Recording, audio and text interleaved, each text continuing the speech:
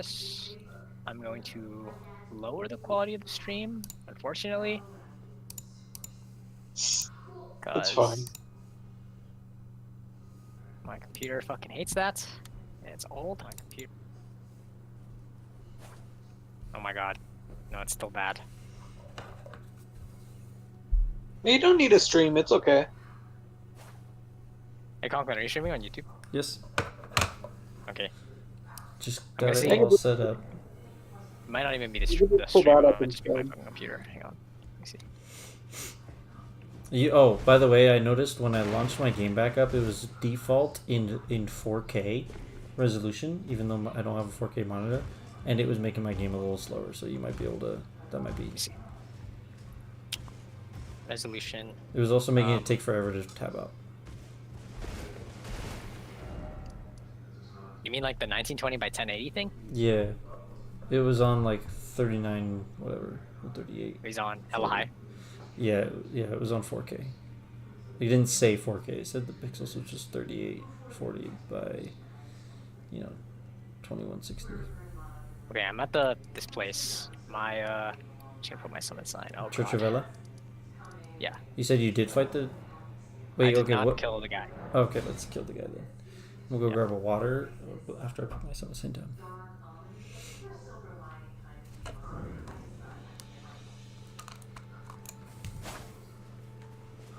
Okay. Summon sign is in fact down.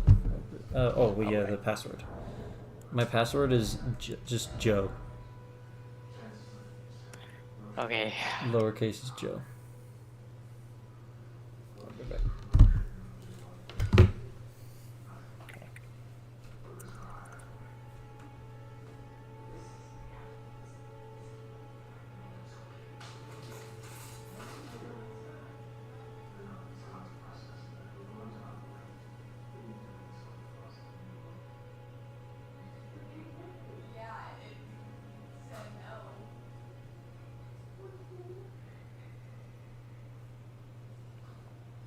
The fuck is my name? Clerica. That's a good name.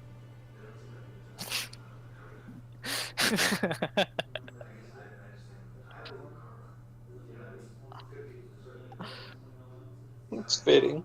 Yeah, that's a funny. That's actually a funny name. This dude's name is Cac. Clerica. That's a fucking good ass name. Hello. Bro, I named this character Clerica. What'd you say? I named this character Clerica. That's kind of a good ass name. That's kind of funny. Yeah. You killed bro. I did kill bro. Oh, fucking goddamn it! Ah.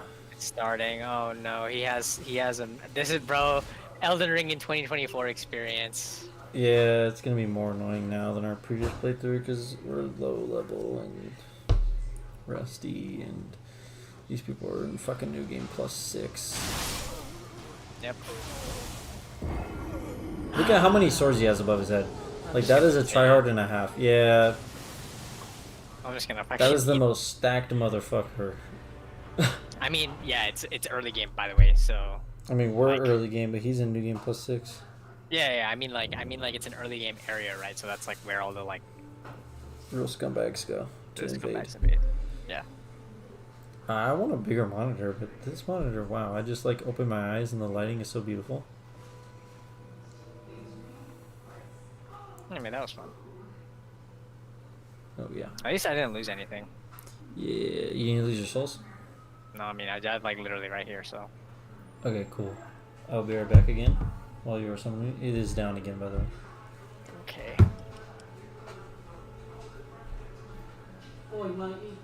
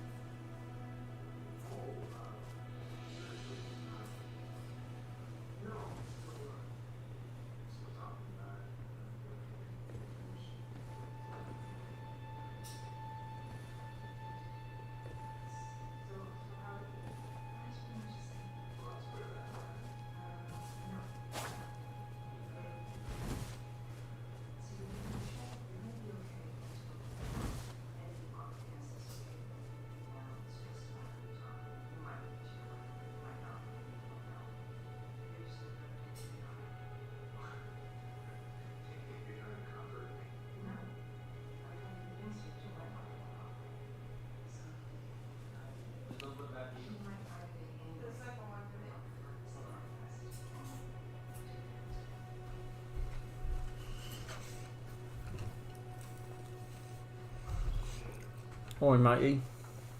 Alright, let's go fight this fucking horse. Nah, I think we should get invaded again. I think I'd rather that. I mean, we could always get invaded in the middle of it.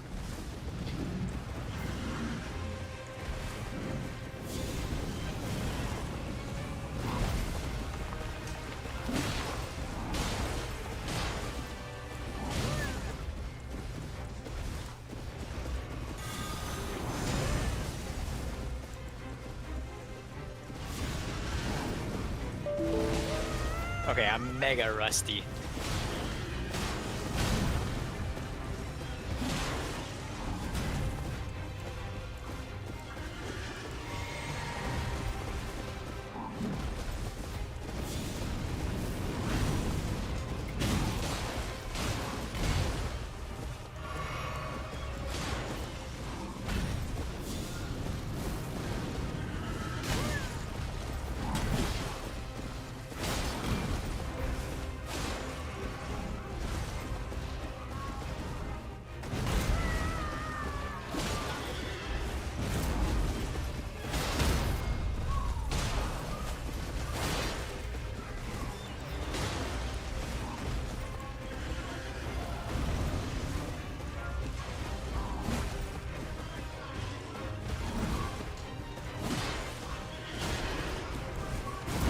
Ow.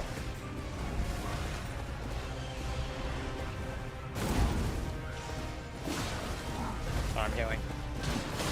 Going now.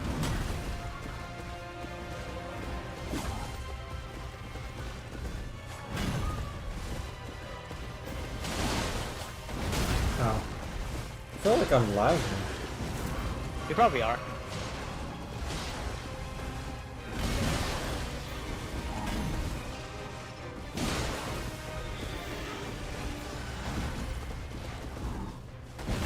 No, I think I was running out of stamina and I didn't realize.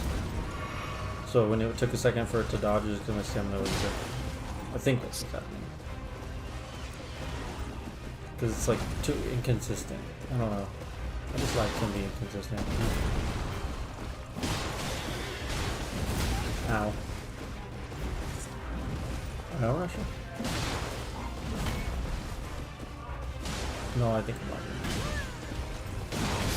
What the fuck? I don't even know what hit me the first time. I killed him. I killed him. Let's see if it counts. No, it should. I think it does count. So. It usually does, yeah. No, it counts. I got the item too. So.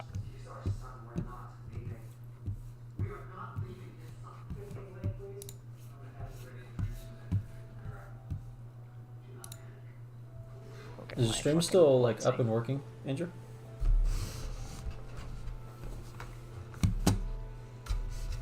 Understood.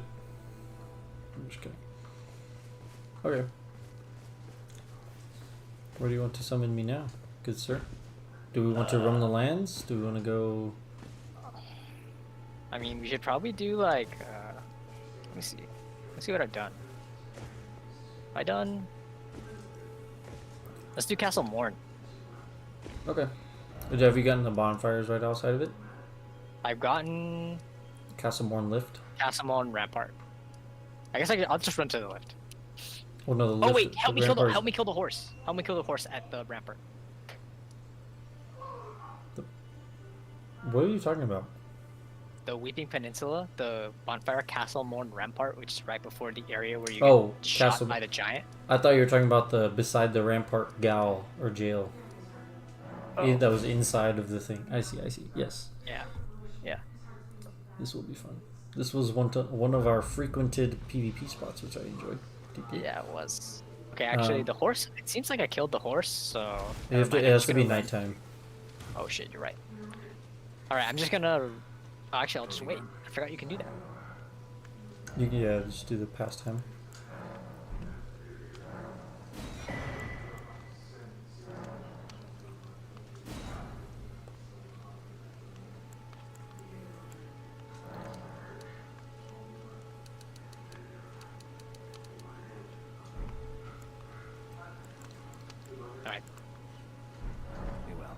My summon sign is down next to the Grace.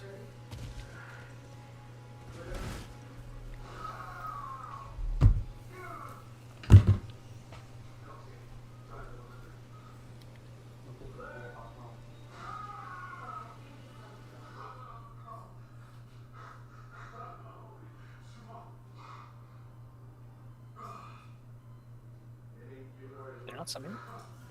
Yeah, I did.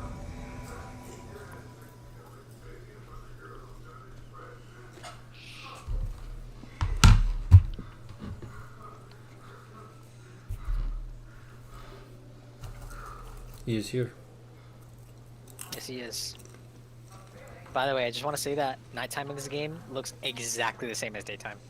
I think it was just late in the day. But this area is well lit by the retreat thingies. Cause I saw something on mine.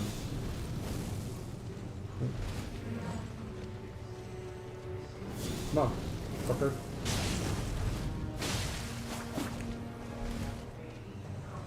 I need to use my shield. Oh my god, never mind. No, I don't. Fuck that.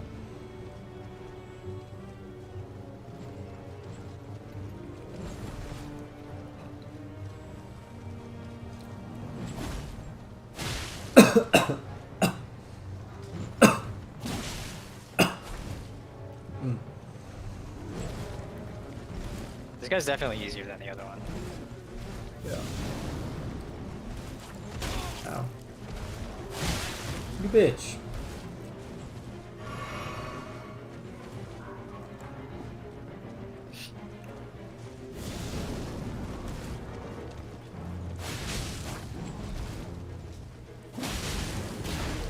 Oh shit. What the fuck?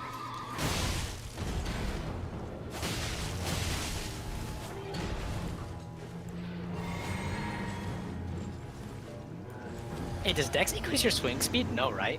No.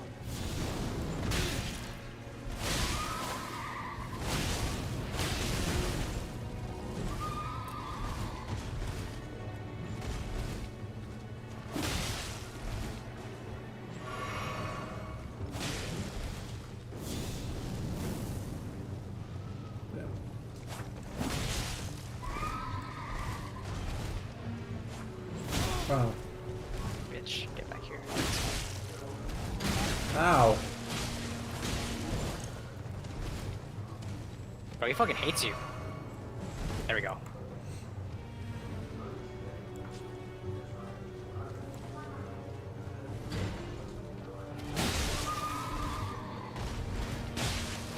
Ow. Kill the bird. Kill the bird. Kill the bird. Kill the bird. You know, the bird that's Yeah, flying. the bird, right? He's flying around on.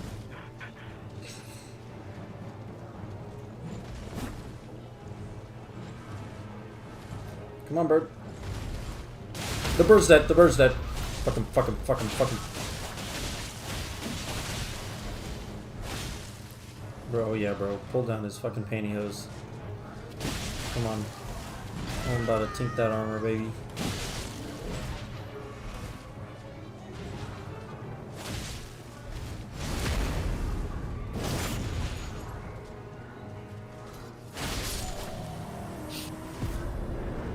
Those guys are fun. Mostly because they're easy, but... Yeah. I got 850. Knight Rider Flail. Think that gives me a level up?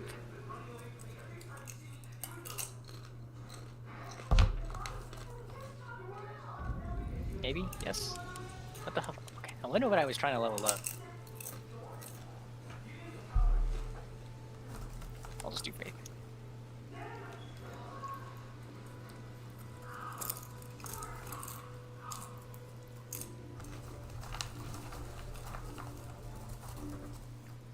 Alright, I'm gonna run to the actual castle now. Oh, We can do the actual castle. I'll be at the Grace called Castle Morn Lift. Okay. This is the one just inside the portcullis. Into the Got it. castle.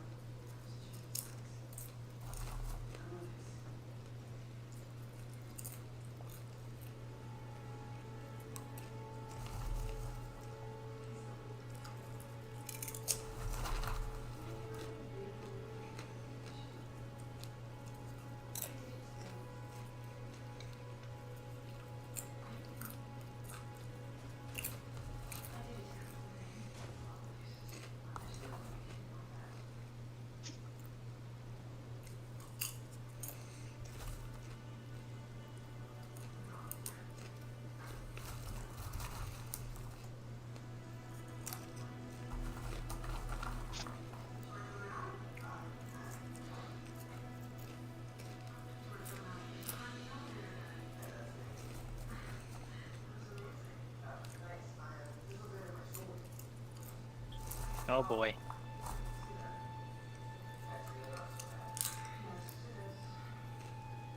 I did not react in time to that. Did the big guy kill you? No, he didn't kill me, but he did hit me.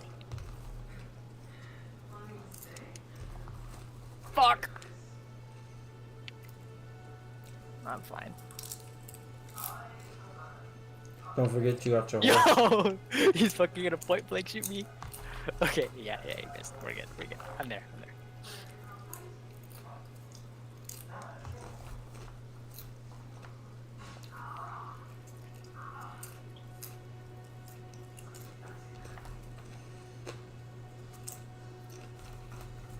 Alright.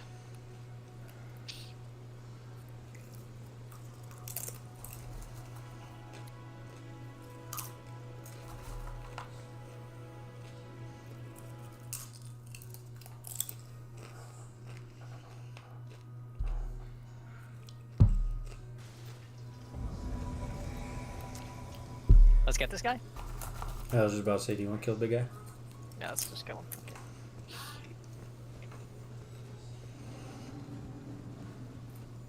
Would you guys ever play a short race? No. Well, depends on the race. But Okay, any of the which basic, short race would you play? none of the basic ones. It would have to be like a ferry,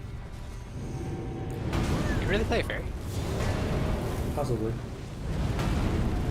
Is a Kenku considered a short race?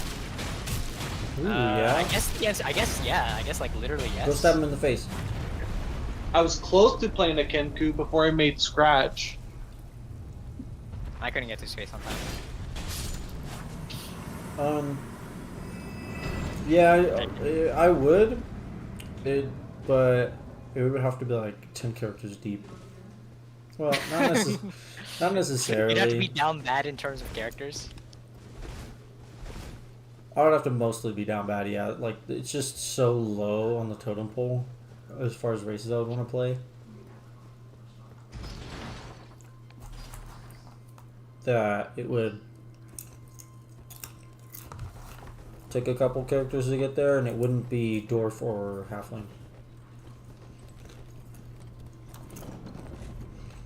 Those You two would play I would- gnome?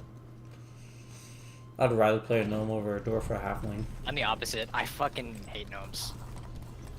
Actually, that's not true. I don't understand gnomes or why they exist. That's fair. Like I don't know like why the gnome was invented when the halfling exists. Gnomes are supposed to be tinkerers that can do like stealthy magic. At least now they can. But like that's only rock gnomes. Is it? Yeah, there's also forest I gnomes. thought deep gnomes could do stuff too. I mean, I guess like anybody can tinker, no? But like literally, bro, I don't understand what to do with gnomes so bad that I literally massacred them in my world so they don't exist. I like that. I mean, But I've actually retconned that. I've actually retconned that since then. But the point is, they actually don't live in like the prime material plane anymore. But they did kind of get massacred. Some of them survived and went to different planes. But yeah, I literally don't even know what the fuck to do with them. So I just said they're all dead. I just don't like halflings and dwarves. Like, boring. I used to like halflings more. Oh god, I used to like halflings more, but now I don't think I would really ever play one.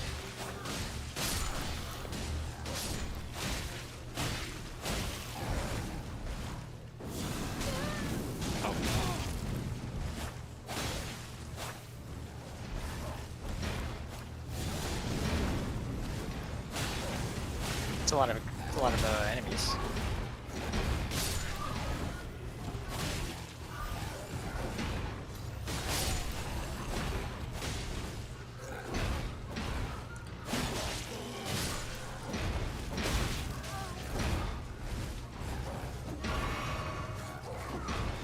Bro, let me heal, bro. God damn.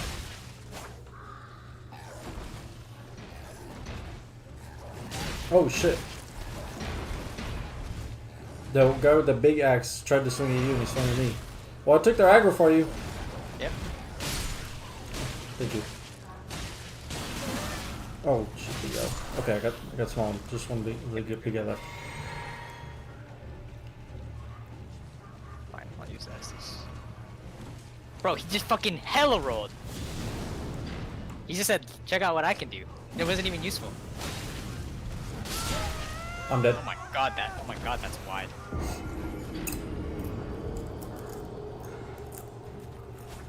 He's rolling!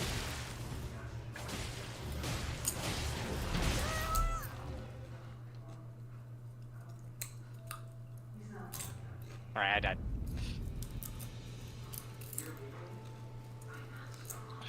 That was fun. Let's do it again. Hey, what do you think? What do you think about the mechanic in Dark Souls 2, where every time you die, your max health decreases? I hate it.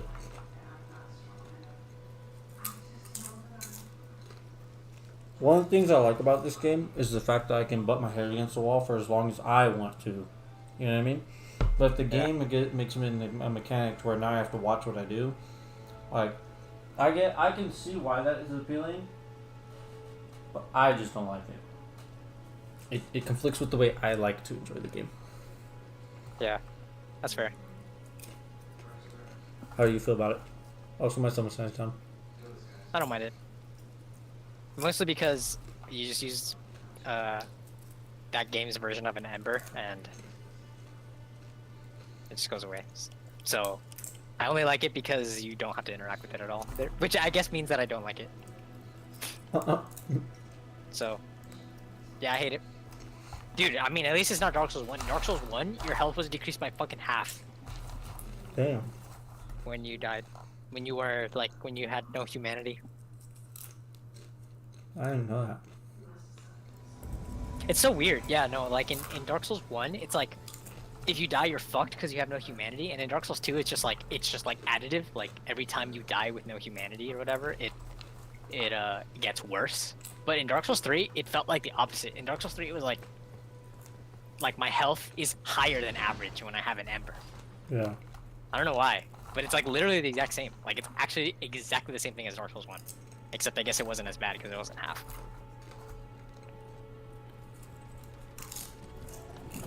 Hey, how long are you guys planning to be on for? I don't know. Yeah, I don't know. Alrighty. It's a Hitler guy. Oh, cool. Oh, Yeah. he has the wolf dodge. And he has like 1,000,000 health. Okay. I died.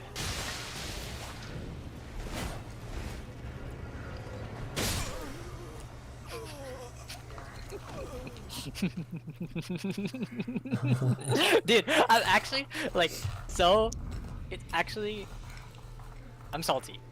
It's funny how you can create, like, let's theoretically make what is the most annoying possible invader you can make. It's a double spear guy with wolf dodge and frostbite on his spears with throwing knives. That's one of the most annoying things. Alright, yeah, but nobody's that annoying. No, they are. They are that annoying. Yep. They are. There's only They're one. actually like cartoonishly annoying. Like, They're so annoying. It's funny. yeah. It's like it's literally like if like you named like a villain. If there was like a villainous guy in real life and his name was like Evil Milk, I hate you. Like, that's literally what it is, bro. His name is Guy Evil. That's his name. Wait, hold on. I'll be right back. 1 second.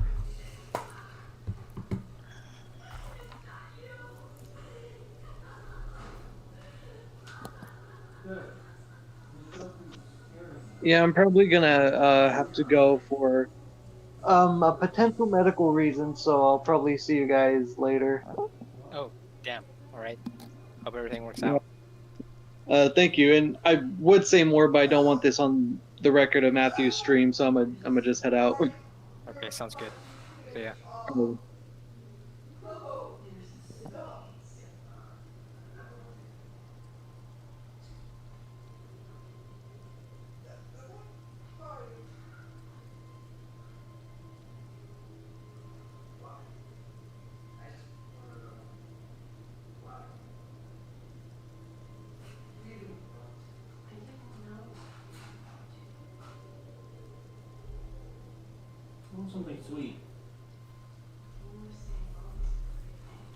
My summon sign is down, by the way.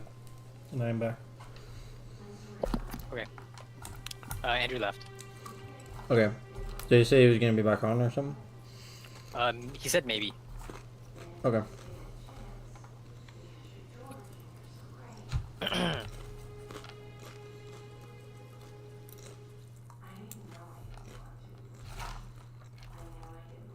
Alright, I'm gonna theory craft with you.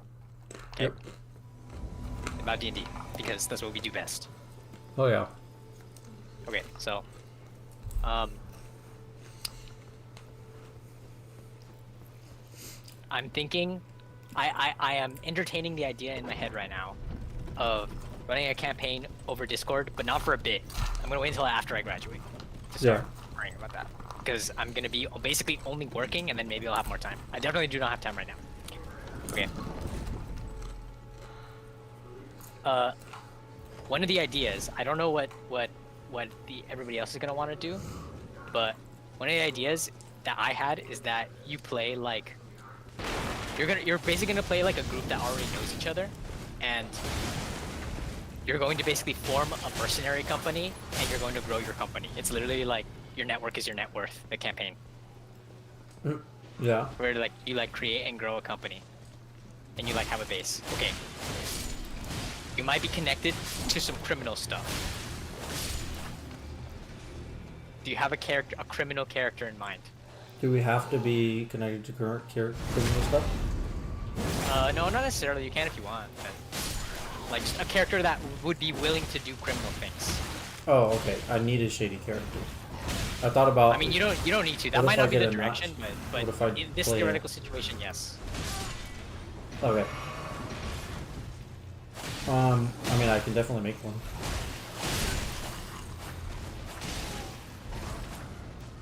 Holy shit, these guys are so annoying. Stop! Bro. Quit! I'm all out of Estus already, bro.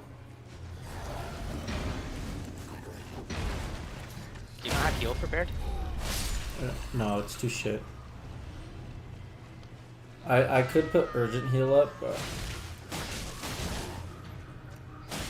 it's really slow, both of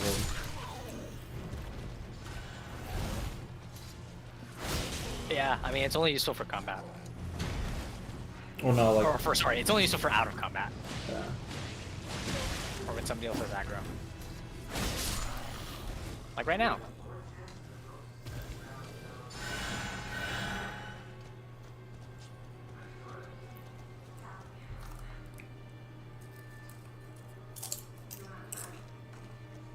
Oh, here's another thing I did in my world Yeah. that I haven't like figured out how to deal with. I decided to just delete the Feywild and Shadowfell from existence. Oh, why? I just like in my idea of like the history of the world, I just didn't see why they should exist. Like I just like they just didn't serve a purpose in my head. And like I tried for so long to create a purpose, and I just like it's just like I just don't care about these planes. Like I just don't want to like. That's fair. I like to think of Shadowfell and the Feywild as like extensions of the regular elves. Like Extensions of the what? of the regular elves. So like, if I want a culture at some point in my world, somewhere that is like high elves, like, then I know I'm gonna want personally the Feywild to exist because Eladrin are just gonna be an extreme version of a high elf. Yeah, no, I actually thought about it the exact same way. In fact, I have yet to figure out like a good way to reconcile like the lore of the elves without the Feywild. But my thing is also like the Feywild. I feel like the Feywild doesn't do anything that like the outer planes don't do. Like for example, Corellon, the god of the elves, he doesn't live in the Feywild. He lives in a plane called Arvandor, which is an outer plane. Like why can't the elves just come from Arvandor if they're gonna come from anywhere? Okay, that's fair. I'll give you another reason why. Because it's not just elves; it's all fake creatures. that is definitely the biggest one for me. Is like, okay, then what the fuck are Fae even like? What's their deal? Like, where are they Well, from? yeah. Like, And if you That's- make them that's all just definitely from a big one. the same area as Forlon, then not only is that not really fully fitting, but it also would just basically make that the fucking Feywild anyways. yeah. At that point, might as which well is make not Forlon from the Feywild. necessarily a bad thing. in my opinion. Yeah. Okay, in this campaign, would you let me play Shadow Kai? I'd have to think about where they're from. The Shadowfell. Just make the Shadowfell exist. I mean, maybe. I don't know. I'd have to think. Like, I mean, I would want to let you play one. I just would have to think. Like, I would just have to basically like create new lore, Okay. which is not something I'm opposed to. But I would have to make Do it. them. Yeah. Yeah. Big ass butcher's knife right here on the ground.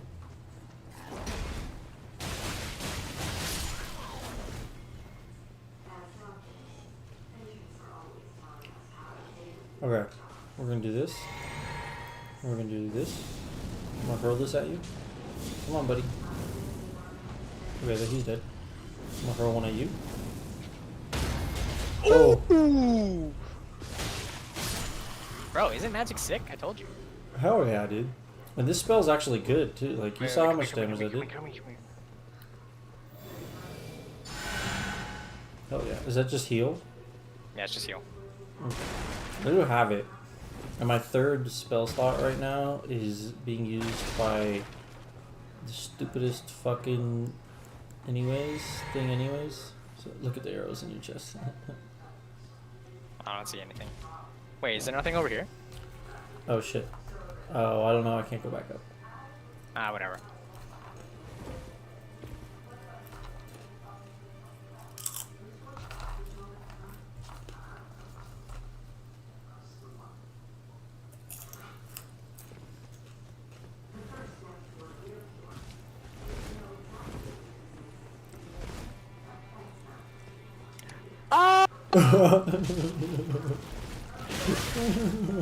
I forgot that you have to fucking jump in this game.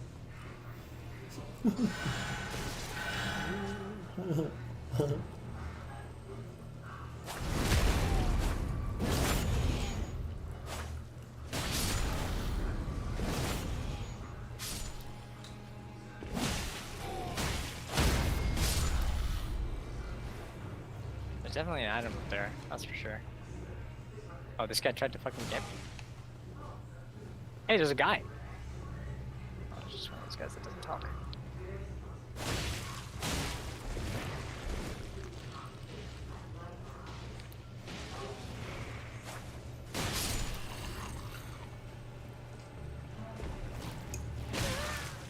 Damn it. Ow. I tried to be funny. I tried to be funny. I'm about to be dead. I am. Trying to backstab this guy. Failed.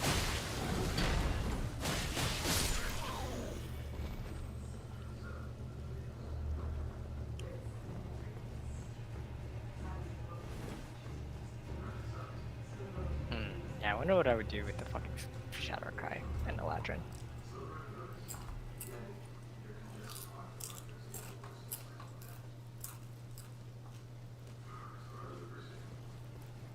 What I've been doing is every single race that I don't really want to fucking deal with, I've just been fucking genociding killer style. No, I'm just kidding. I've just been making them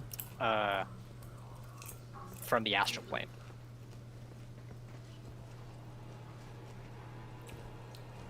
Why? Because I think the astral plane's cool. Okay. And also, I like the idea of it being like, for example, like gnomes. I didn't want to deal with gnomes, so what I did was I made it so that I haven't really come up with the details, but whatever gnome civilizations there were, when the time of troubles happened, which is like the whole apocalyptic thing or whatever, you didn't take any fall damage from jumping down there? No. Okay. whenever the Time of Troubles happened, whatever civilization they had, it like fell, and then they like the few surviving ones escaped to the astral plane, and now gnomes are just like astral. They're just like astral plane dwellers with like fucking magical spaceships and shit. That's pretty cool. I like it. Yeah, that's what I've been doing. I like it. I like it. Maybe I should just make Shatterkai from the astral plane. But there's already astral elves, so that's kind of stupid.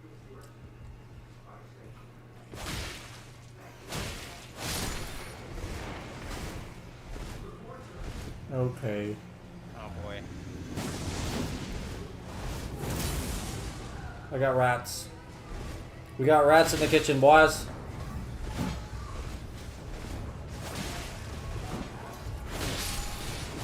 Okay, I got. Oh, I remember that weapon. Okay, wait. Oh, I was stun locked. Okay, I didn't know that you could be stun locked for more than 2 hits. In fact, I thought you specifically couldn't be. Just watch me fight this rat.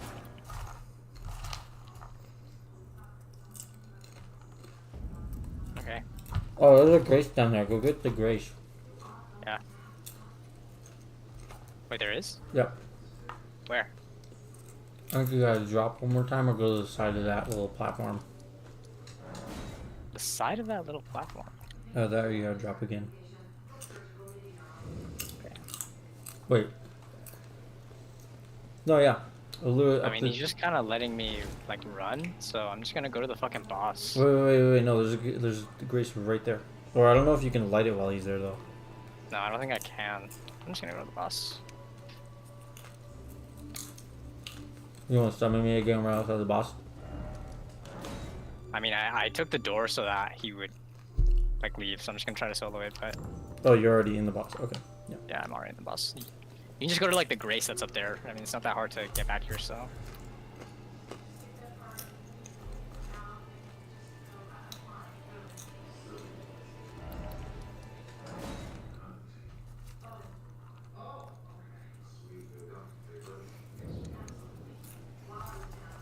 Okay, I died. Do you have the grace known as beside the rampart jail? Yes, I believe so. Okay. That's the one I was talking about. Is there another grace down there? No. Oh, no, behind the castle. No, I'm at behind the castle. Oh, yes, there is one. Literally right where we got invaded. There's one Okay, on that let's little get that one real quick. edge. I guess I could just run and get it. Now I'll just summon you. Oh, Do you want to run and get it? no, yeah, that's fine. Yeah. I'm confused. Do you want me to run and get it, or do you want me to summon you? Oh. Summon me. Okay. Okay.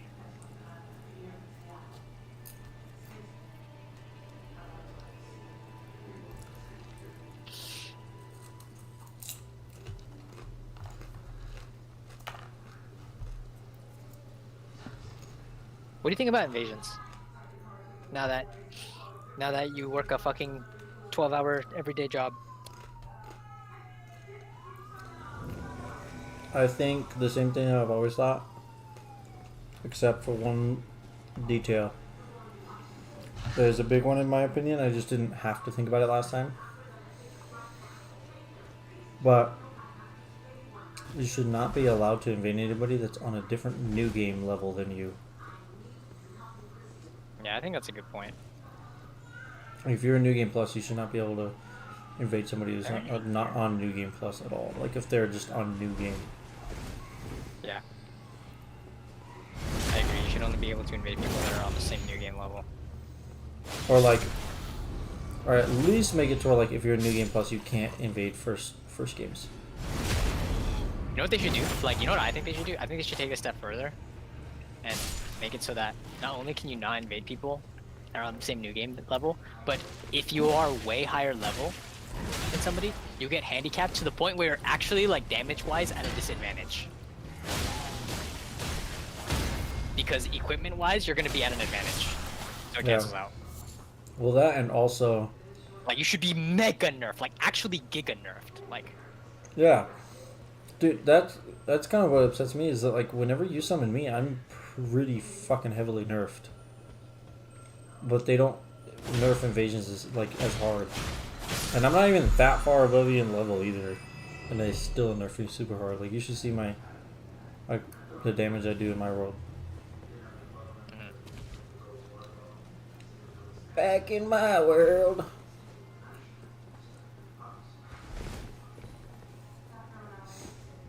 Hey, guess what? Oh, we have rats.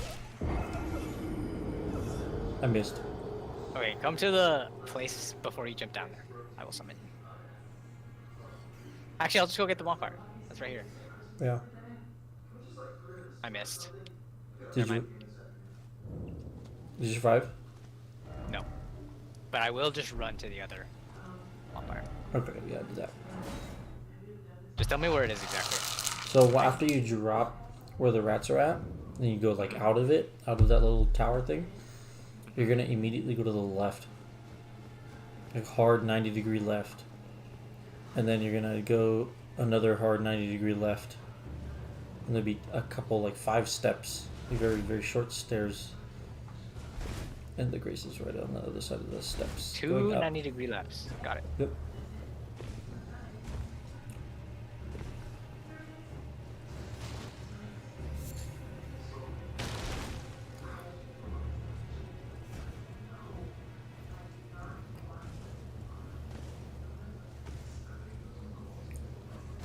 Hey, bitch.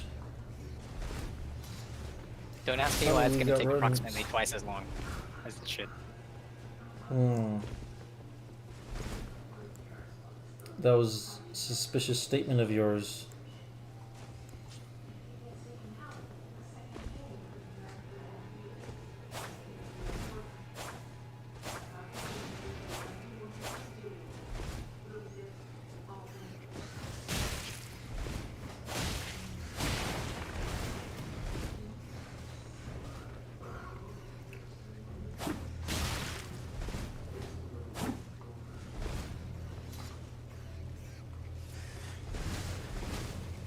I have a question about religion in Dungeons and Dragons.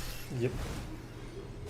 So, let's say that I'm a cleric of what's a god in your world? That's not the god of the ocean. I mean, I've not thought of like all of the gods, so like basically all the basic ones. Okay, let's say I'm a cleric of Bahamut. Mm-hmm. Very much not the god of the ocean. But I'm Yep. gonna go on a boat. Do I pray to the god of the ocean or do I pray to Bahamut for safe passage? I'm at the bonfire. by the way. That's a good question. My goose is down. This is a question that I've wondered a lot about myself. Like, how exactly does faith work in my world? Like, do you pray to like? I have what I would probably answer to this. Like this would be if you did this in my world. Like it would be optimal. As far as like your favor with safe Optimizing passage. prayer. Yeah, if you're gonna optimization. optimize your prayer, it would be both. You pray to both.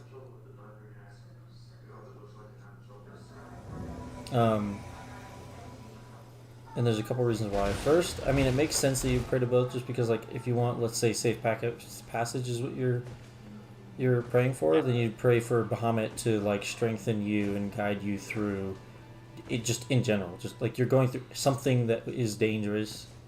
Doesn't matter whether it's ocean or not, you're gonna pray to Bahamut, right? But you're going through the ocean specifically, so to show respect to the ocean and to try to gain the favor of the god that is most likely going to be the one that's trying to fucking kill you the whole time, if anything is, then you're going to show respect to the god of the ocean. Like if you actually want him to specifically sway his favor over the ocean, like to benefit you. You know what I mean? Yeah. Yeah. So if you're Joe Schmo who is not a cleric, you're just like a normal sailor. Oh, by the way, I'm at the boss. Oh, I'm on my way then. Yeah, you're just Joe Schmo. you would not pray to Bahamut. You would just pray to the god of the ocean. Yeah, and then maybe whatever god you follow, because I mean, you know, Joe Schmoes can still follow a god. There's not a cleric But of the do god. you follow a god if you're not a cleric? Yeah. Well, so Clerics are like the way I think about it is clerics are like priests. You know what I mean? They're not just followers. Like they're devoted to like work in their Lord's name rather than just follow them. You know what I mean? yeah, but like Like they've dedicated their entire life to their God's works, not just I pray to you at dinner. Thank you, Paylor, for this meal. That's why okay, what if you're like okay, let's see. I'm trying to think of like what I'm trying to say. Like if you're a farmer, why would you pray to anybody but the god of like agriculture? Yeah, you'd probably just follow whatever God helps you. That would be the one that you pray to because it's the one you follow. And So, you follow let's say that you're one a- because it benefits you the most to follow that one. Probably. But are you like a follower, or are you just praying to them because you're doing what their domain is? Both. You follow them because you're going to pray to them. So you make sacrifices to make your prayers, do better. Or you follow them because they have blessed you and therefore you actually trust that God. Or something like that. Okay, I'm getting fucked up like a motherfucker. Yeah, me too. I'm hella distracting you. Hold on, I'm gonna throw. Oh, my bad. I distracted you. That's okay. That was just not your bad. I'm dead. Oh, the timing on that heal, dude. It's okay. At least the bonfire is right here. Okay. I'm just curious what you thought because I've always been like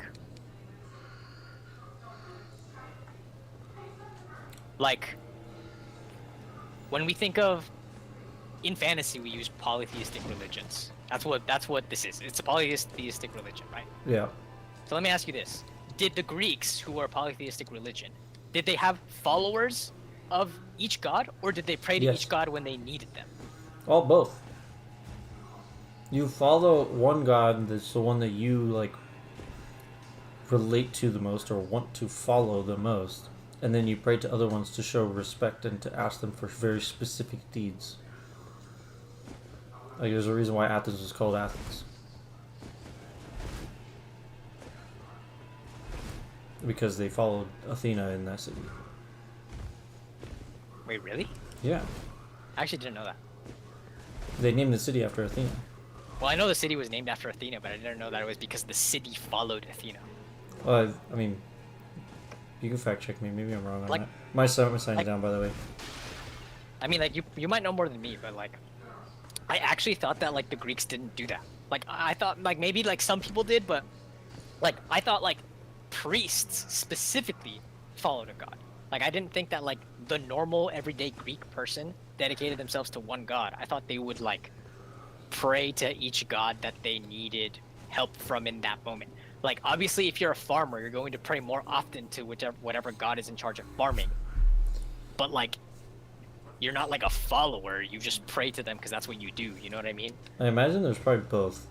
Like, there's probably, like, people who would just do that, like you said, and the people who would do that, but also just have a favorite. Yeah, I guess you probably did have a favorite character, huh? Wait, your sun sign's down next to the grace or next to the door? Grace. Oh, Do shit. you need me? I could take you to the door. No, you don't need to take it to the door. It's just not showing up for me. I took it off and put it back down. But there's, even if that didn't happen in ancient Greece, there's one main reason why I would like come up with a reason, even if I have to go out of my way in my world to make that way, and that is, I love the idea that the more major the god or the more powerful the god, it's because they have more followers. Oh yeah, no, that's straight up. That's just a straight up D&D thing. Like that's Yeah. specifically how it works. Yeah, I And- agree. I like that too. And if you only have clerics that follow, like actually follow, sure, maybe you know, commoners will make sacrifices, you know, small sacrifices. Like if they want, you know, passage through the ocean, safe passage, then they're gonna, you know, make a sacrifice to the ocean god, but they don't follow them. You know what I mean? I like the idea of them following them, even just for the sake of it being like, okay, that's why Corlan's one of the major, you know, gods, because a lot of people follow it. Exactly. Yes. No, that's super true. And I don't like the idea of it's just like, oh, it's only the clerics that can grant a god themselves the power, because in my world I would not make a lot of clerics. You know what I mean? Like, not enough to make it to where like Corlan and, you know, some other minor god have like a huge difference. I throw. You hitting them with the Babe Ruth? Bro. Okay. You I am threw definitely again? lagging, by the way. I am definitely lagging. My dodges are just not timed properly when I press them. Yeah, makes sense. That's fair. Okay, I'm gonna add another layer. Mm-hmm. I like this discussion. This is specifically the case in my world. Okay, I'm just gonna put it right I'm outside the using- boss door. Okay, sounds good. This is specifically the case in my world. So this is a specific example. I'm sure you could come up with an example that would fit in a lot of settings or your theoretical world or whatever. Okay.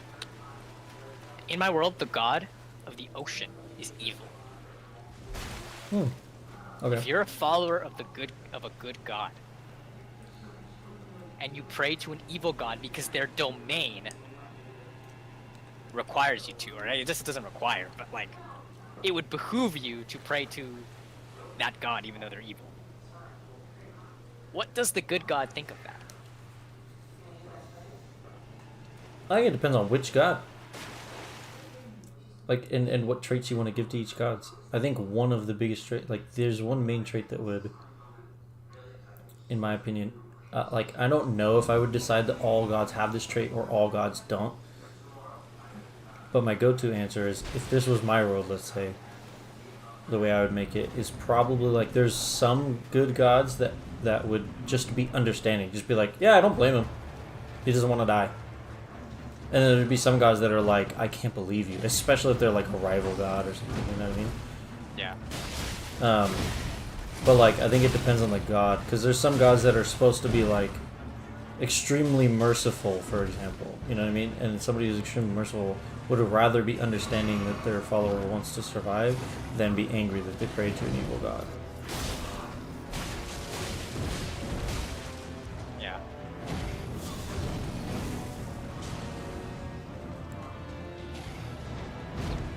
I see.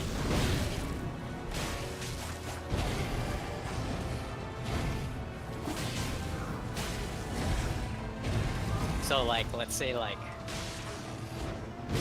I literally can't dodge in time. Like, I press the button and it just doesn't dodge. Just say like what?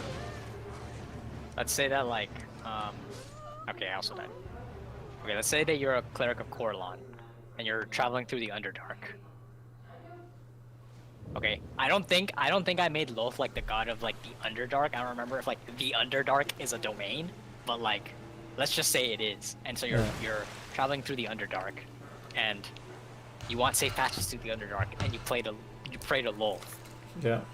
Would you think Corlan would be like, ah, hell no, I'm taking away your powers, bro. Like, some of your powers, like, even though like, because they're like sworn, they're like the most enemies possible. I did not know that. Corlan and Lothar. Oh wait, no, yeah, that makes sense. High elves and dark elves. I guess I never realized it though. Like, I would have considered, what's her name? There's the moon god and the Saloon and Oh, that's another Char. one.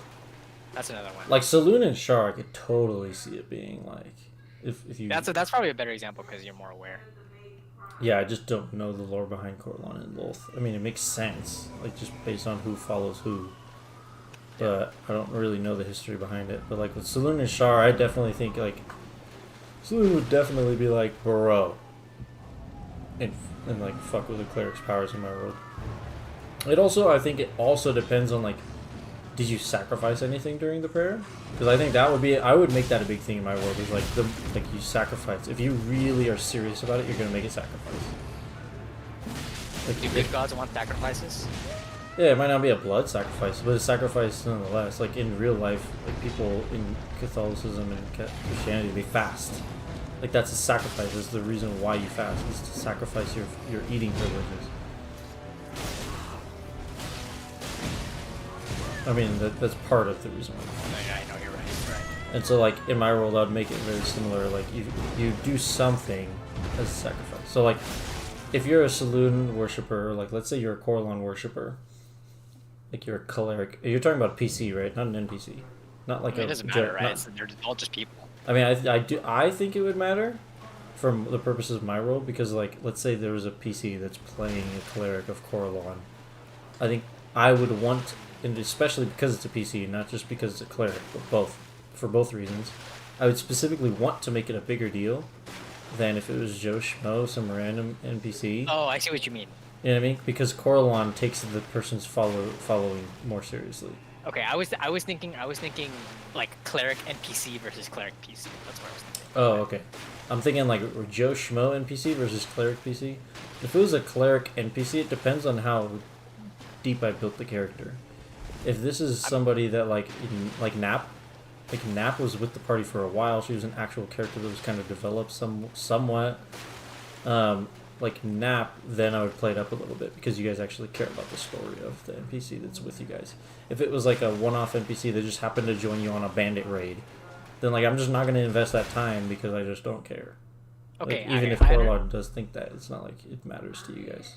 I mean, I understand that, but I mean like from a world building perspective. Like I'm not even like thinking about it from the perspective of like storytelling or like player characters or anything. It's just like, you know, if you're a cleric, like how does like what happens in the world when this situation happens? Like, I would think my go-to thought, and this is not a hill I'll die on, but my go-to thought process is like, if you're a cleric, whether it's PC, NPC, or anything of a particular god, and you pray to their rival specifically, they're gonna be upset with you for no matter what reason. They're like, I think most gods, probably all gods that I can think of off the top of my head at least, would be like, I would have rathered you pray more to me than pray to them. Like, pray more to me. You want safe passage? Like, even though that's not my domain, I'll help you. You know what I mean? I'd rather. Like, yeah, no, I agree. I think it would be like, too bad you're not allowed. Like, basically, it would be like, too bad that's illegal. Holy shit, I'm hella throwing. Okay, I'm realizing now that, by the way, the shield is doing nothing for me because I'm not even using it, so I'm just gonna take it off and put on better armor. All right, interesting discussion. I have next question. Yep. This is, I mean, it's still related to like religion in the world, but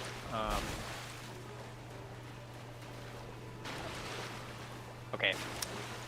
Does the god of death like resurrection?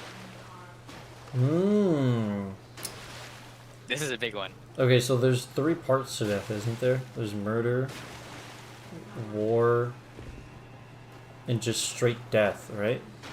Well, I mean, Just that's the up to gods? you. That's up to you. Oh, you're saying in Forgotten Realms? Mm-hmm.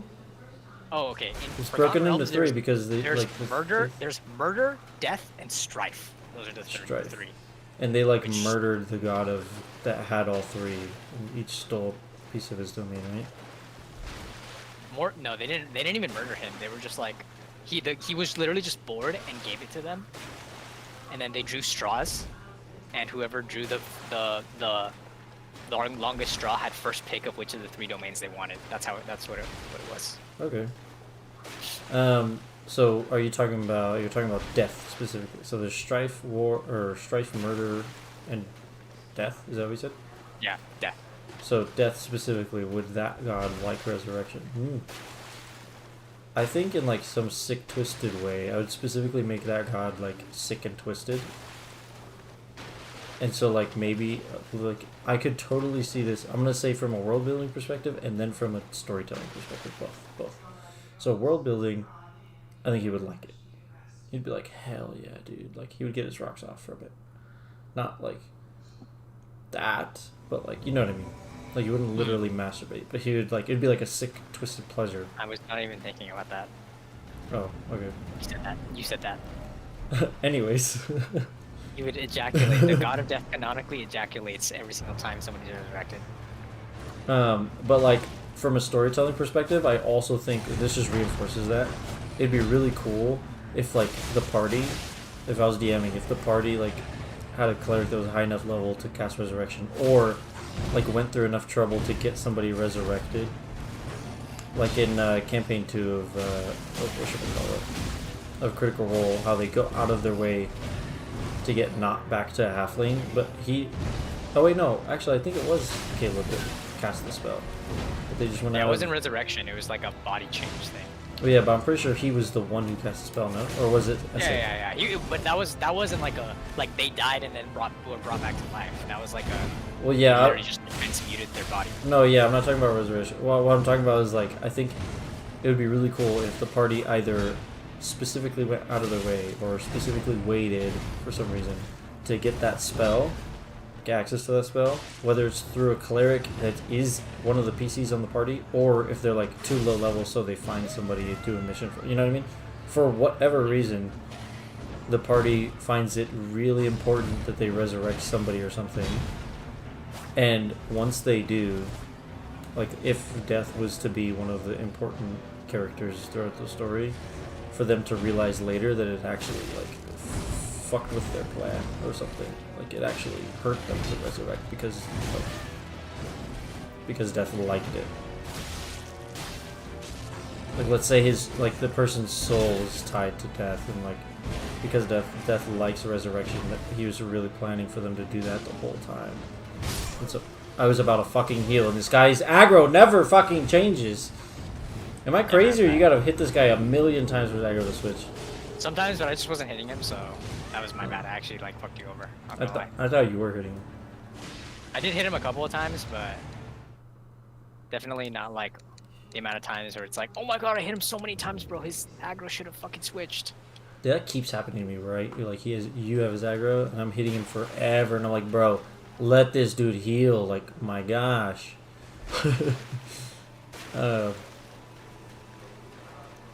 I just think it would be cool for it to be like the opposite of what one would think. Like one would think that death doesn't like resurrection, but because it's technically like in the loophole of things, still dead. You know what I mean? Or actually, I think it depends on what kind. But it's kind. kind of not. No, it depends on. Okay, when you say resurrection, for some reason I was thinking undead. You said resurrection, which means back from the dead. Yeah. Yes. And I pictured undeath. Oh no! I mean like revivify. Okay. No, yeah, death probably hates that shit.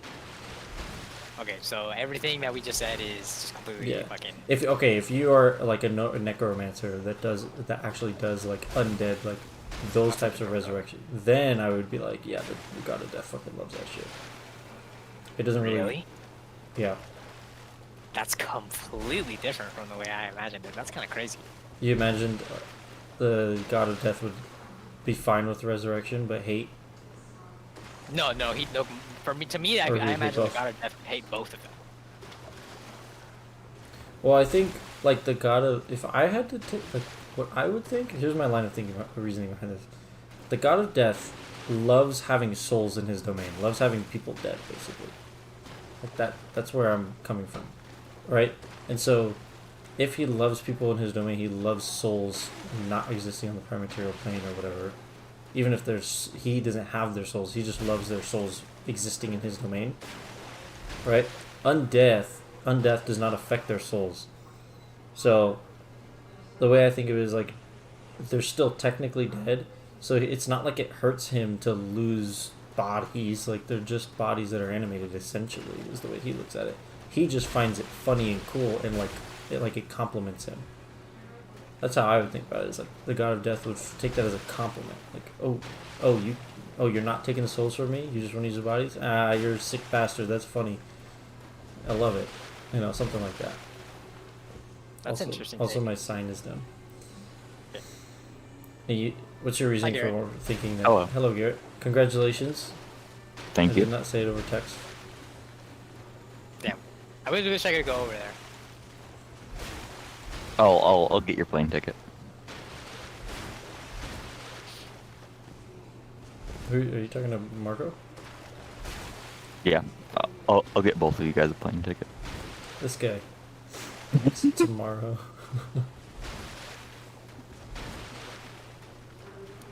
How long has this been like a thing? We've been together 2 years. Well, I mean, like, when did you propose? Oh, technically I haven't. Wait. So how She doesn't know what's happening yet. does she? Does she not know it's happening yet? No, yeah, she does. Yeah, no, we've both been planning this. Okay, so are you gonna like get married and propose like at the same time, basically? Skip the whole fiance stage, the whole engaged part. We're technically fiancés right now. I mean, we're both wearing rings. Oh, okay. You just didn't propose. Yeah, it's a very weird autistic thing going on. I think, pretty sure I'm going to propose to her like after the wedding, like after we've been married for like 2 weeks. Oh. Is this for That's legal kinda- reasons? that's kinda Is any of based. this for legal reasons? Yeah, we kind of rushed the wedding because I'm leaving for the Space Force soon. So it's just like, hey, yo, we should get married, and then it's like, all right, cool. I'm gonna do all of the like actual stuff later. She's also listening to all of this because she's in the background right now. Well, either way, congratulations. Nice. Either way, congrats. Congrats, and you guys are based for that. Thank you. I'm a big supporter of. Do whatever the fuck you want. Well, yes, I am a very, Oh! very big supporter of whatever the fuck you want, but also I'm a big supporter of just get married for legal reasons, and then all the like flowers and fucking confetti and shit, you can either do it later or just don't if you don't want to. Like, I'm a big supporter of that. Yeah, that's pretty much what it is. We're like, oh fuck, we need to get married for legal reasons, and then we're just kind of doing a small celebration with whoever's nearby, just to have it right now. Wait, Yeah. so why are you guys getting married for legal reasons? Like, what are the legal reasons? I'm leaving for the military. Oh. You earn Yeah, more so- money or something, right? If you're I married. earn more money, and then once I'm out of school, which is going to take like a year to get to that part, when they give me housing, she gets to come with me, and we either get provided housing or they give us an allowance, and we can find our own housing off base. So, are these the reasons why you're signing up for the military in the first place? Is for these benefits, or is this just the marriage part?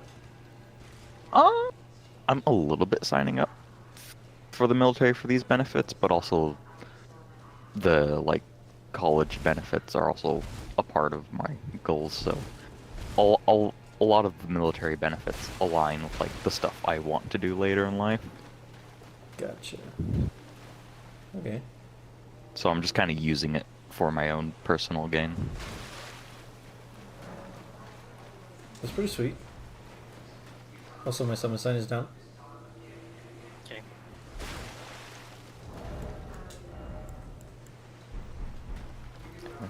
What's this god of death talk? That sounded really interesting, though. Oh, we're talking about whether the god of death would like resurrection or not in a fantasy world.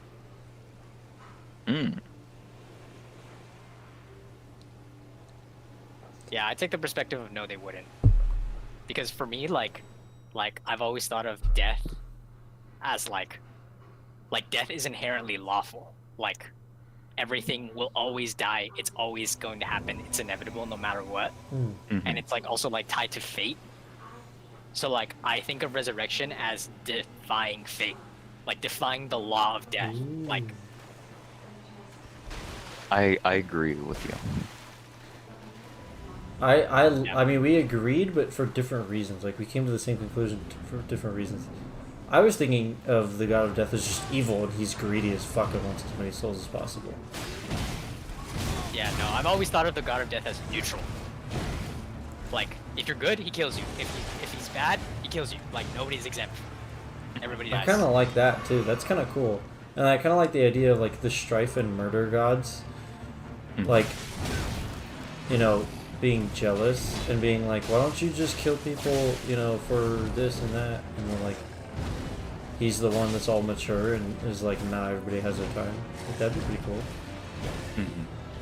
I find it interesting, depending on how you count souls, whether you count souls as a finite resource or as an infinite resource.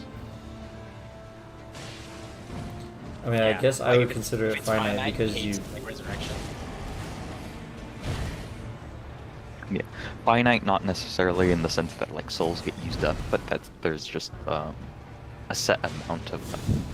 Oh, like reincarnation style? Yeah. Oh, I see. That's interesting. Oh, okay. When you said finite, I took it as more like he wants, like there is a number that he has. Like you can measure. It is measurable, basically. I guess that doesn't have to mean that it's finite. I would consider if it's souls infinite but limited. You know. Yeah. Like there is Infinite is currently, yeah, there's currently a limited amount, but they will infinitely be created. Mhm. I mean, I guess technically, if you consider the heat death of the universe, souls are finite no matter how you count it, but still. I don't know. I don't think souls follow laws of thermodynamics or anything like that. But I'm also religious. I agree. Like,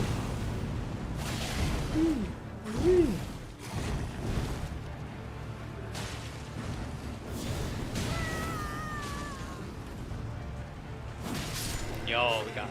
the 1-hit run, 2-hit run. I think I got hit once or twice that time.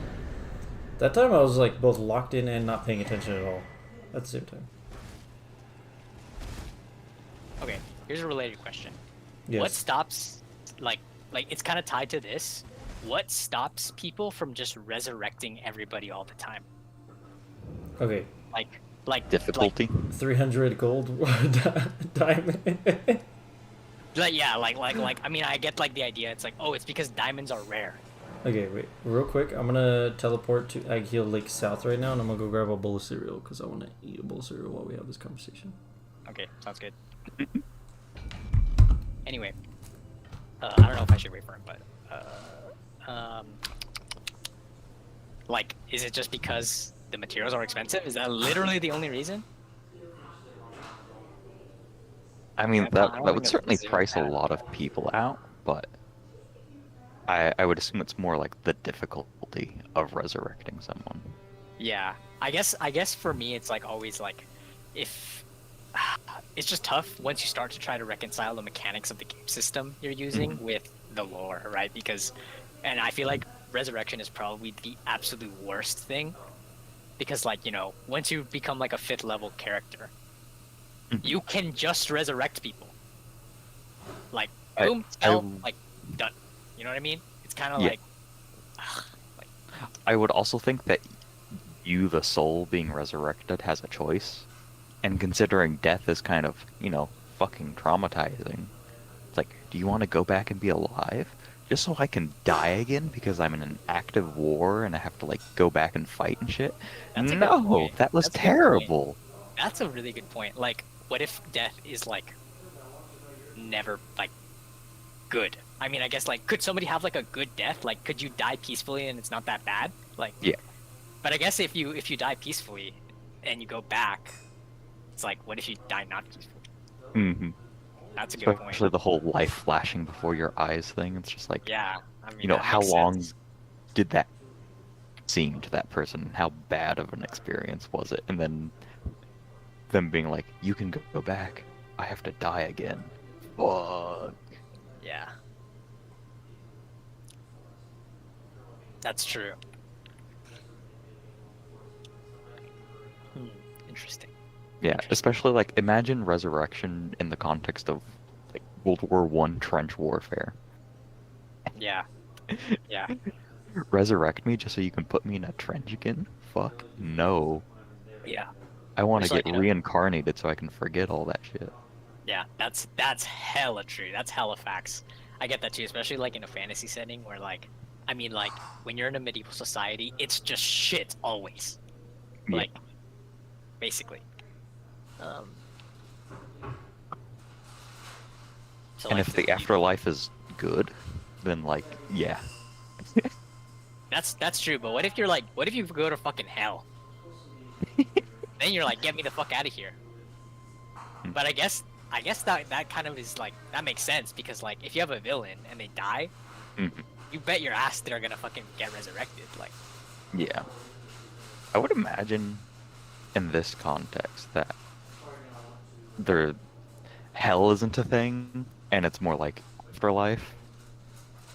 everybody has the same afterlife. Maybe not necessarily, especially considering in the fantasy setting there being multiple gods. But Yeah. I don't imagine hell being a thing, especially since the concept of hell isn't actually like from the Bible, it's from a fan fiction.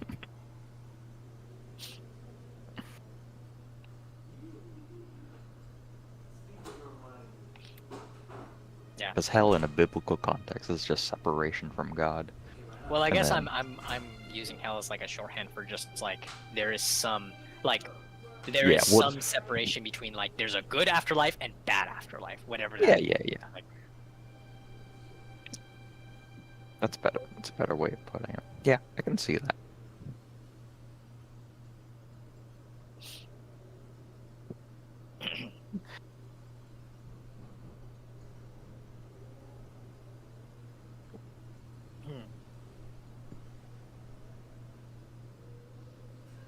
all right, Garrett, I'm gonna ask you a question I asked Conklin earlier. Oh, Okay, so let's say that I'm in your fantasy world, whatever that means, okay. and I am a cleric or a priest or whatever. I'm a follower. I'm a strong, devoted follower of some god that is not the god of the ocean. Just Okay. because it's important for the example. And then I go on a boat and go sail the ocean. Mhm. Do I pray to the god of the ocean or do I pray to the god that I follow? Hmm. Like, which one would actually help me more on the ocean? That's very good. I don't know. Assuming gods can talk to each other, I'd figure praying to your god would help more because he can go over and talk to the ocean god and be like, "Hey yo, I'm vouching for this boy. He's dope." I would go with pray to both just in case. Yeah, that's always the solution, huh? It's just pray to fucking both. Yeah, that's what Kongan said too. Which makes sense, I guess. That's the most logical answer. So How would you have it? how would I have it? Mm-hmm. I would have. I kind of like leaning towards. Like, I don't know. It's tough. I kind of want to lean towards the idea of like if you're in the domain of one god, your other god, like the way they can help you is limited. Like they can't really do much. Like if you're on the ocean, you have to pray to the ocean god. The other god can't really do anything. Like you can pray to them, sure, that's cool, but they're not gonna help you out very much because you are not in their domain. I do agree with that because if you believe in a pantheon of gods, you would pray to the specific god of whose domain you're in then. Yeah. I mean, it's not like your god would be mad that you're praying for safe passage in the ocean, but I think it's more the idea of like who's gonna help you out more, right? Like, Yeah. Yeah, I like the idea of like your god being able to help you in another area, but it can't really affect the area you're in. You know, like if you want to say Yeah. passage through the seas, like I say, Coralon wouldn't be able to like help you make sure that you have like low waves and good weather. That would be like he might be able to grant you good sleep. Like, I don't know, like like just Yeah, general yeah. health stuff or help, but not when it comes to like anything that is related to the domain specifically. Actually, I agree. What Conklin said has changed my mind. Pray to the domain you're in. yeah. Yeah.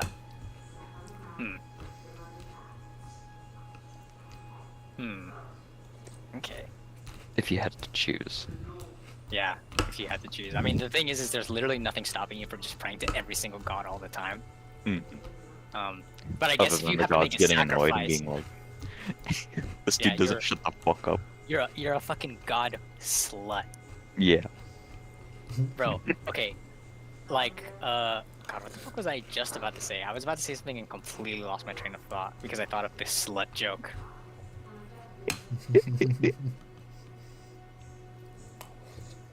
Oh, could you be a cleric but not follow a god? Hmm. Hmm. That's a good Um. question.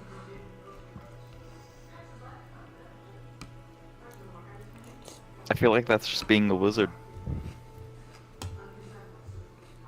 So like, I'm gonna lean towards. This is not a hill I'll die on, but I'm gonna lean towards no. Because you'd just be something else. Like you wouldn't be a cleric. You'd be like a Yeah. sorcerer. but like, what if Or a I'm paladin. not? Like, what if I go up to you, and okay, and by the way, no is a perfectly valid option. What if I go up to you and I say I want to play a cleric, but I don't want to follow a god. I want to pray to every god, based on the situation. Would you tell me no? Because I mean, by the way, you totally can tell me no, but like, I'd probably tell you like pick one. You just don't have to be very devoted to that one. Because I'd say yes. If you're still praying to gods for your powers, then I'm like, okay.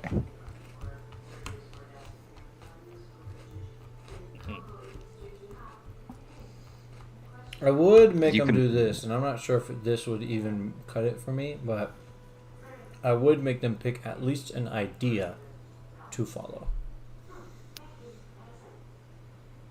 I still gotta know what kind of cleric you are, bro. You know. yeah.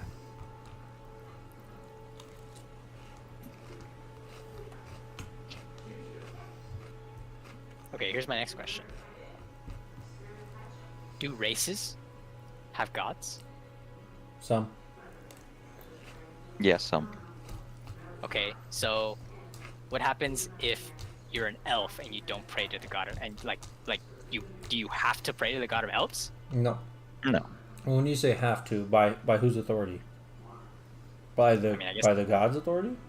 Yeah, I guess by the god's authority, No. right? Because you literally are their domain. In fact, I mean, if you go by like the classical idea in terms of like typical fantasy settings, oftentimes it is the god of elves made the elves. You were made by the guy. So does he not Mhm. have like dominion over you? Like you were literally like born from his fucking blood.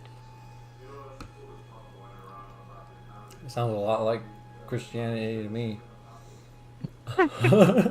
I mean, it's definitely like a Christian idea, although, Mm. I mean, it's a religious idea. I shouldn't say it's a Christian idea. It's just a religious idea, right? Like, but I think the difference is that in fantasy, there's different, like we call them races, but they're really not even races. They're more like species, Yeah. Yeah. right?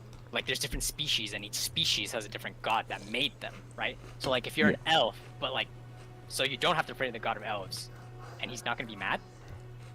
The way I like to think about it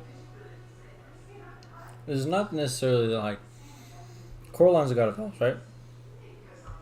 Yes. So if you're an elf and you don't pray to the god of Coraline, he might not be happy with that, but he has no sway over who you follow.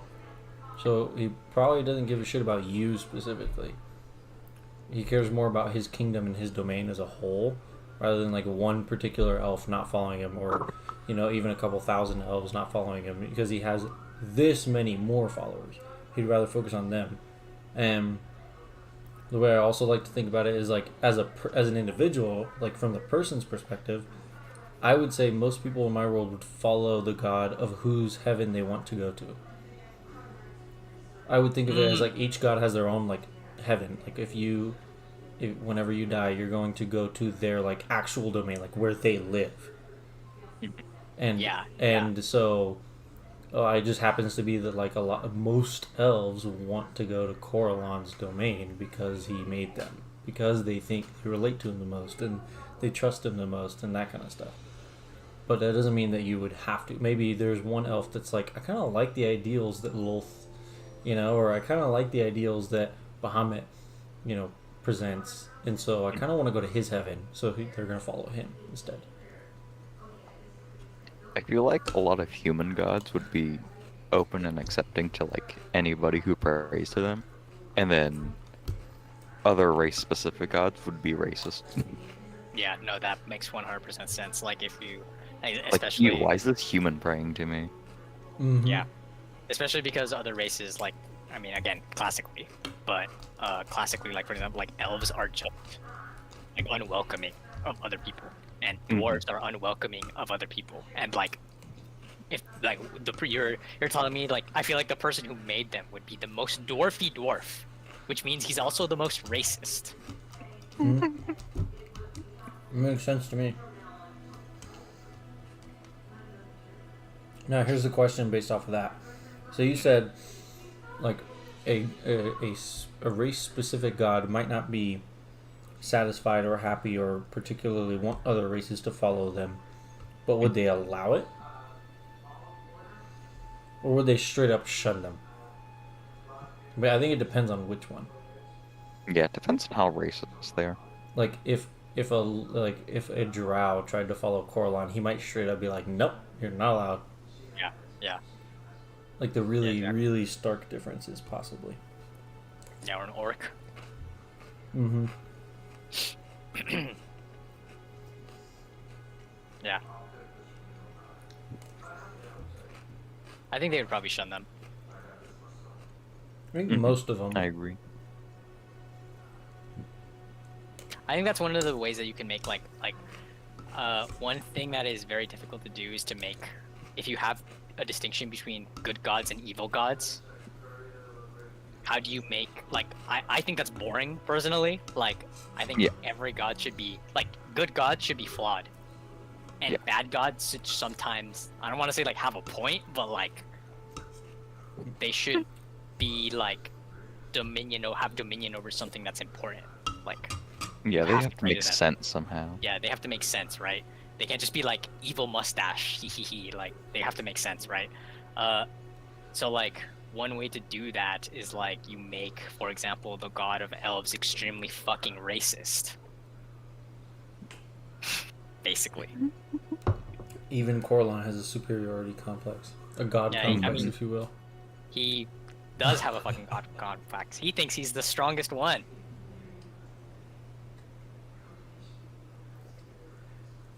Ooh, I kind of like the idea of like the murder god just being so cynical that it becomes backwards. That they're the one that causes the cynicism. Like for example, like the murder god likes murder. Obviously, is the domain of murder, promotes murder because he believes that if you don't do it, somebody else is gonna do it to you. You know what I mean? And it's so unbelievably like just pessimistic. That it's not necessarily that he likes the act of murder in and of itself, but he likes the act of murder because it's his philosophy, like genuinely. Like he actually believes it, that it's the best way. Not like, ooh, this is a bad way. This is a bad way to live and I love it. But this is actually the right way to live. Murdering people? Yeah. Like, I think that would be cool if the god of murder genuinely thought that murdering people was the right way to live, and that's why that he is the god of murder. I mean, surely they have to have some kind of belief that's like that, right? Like, there's no way you're gonna be the god of murder and not be like, I want, like, murder's the wrong thing to do, but I'm gonna promote it anyway. Like, there's literally no way. Like, you have to think it's the right thing to do. I don't think so. You know, some people want to watch the world burn. Why? Like, who would want to watch the world burn any more than the god of murder? Okay, yes, but I guess my point is that, like, for example, if the, like, again, classically, in these kinds of fantasy settings, like Forgotten Realms and all this stuff, it's the domain that gives the god power, right? So if you're the god of murder, the more murder that happens in the world, the more powerful you are. That's the idea, right? Yeah. Yeah. But if you spend your entire, like, if you got everybody to murder everybody else, you would lose all your power because nobody would be fucking alive to worship you, right? There's no more murder happening. So like, how do you reconcile that? Like, how do you like you have to. The way I do it is like you have to make. Okay, you don't have to. It's hard. It's hard. But one way to do it is that you make them fucking insane. That's what you do. Like you make it so that they don't really care if they're not powerful anymore. They just want to destroy the world. It is kind of a cop out though. Like I will admit, that's very much a cop out way. Yeah. I think it's a little bit of both. Like, in one. If they believe that murder is genuinely the best way, they kind of are insane, but they're also sane at the same time. Because they have logic behind it. But the logic behind it is itself insane.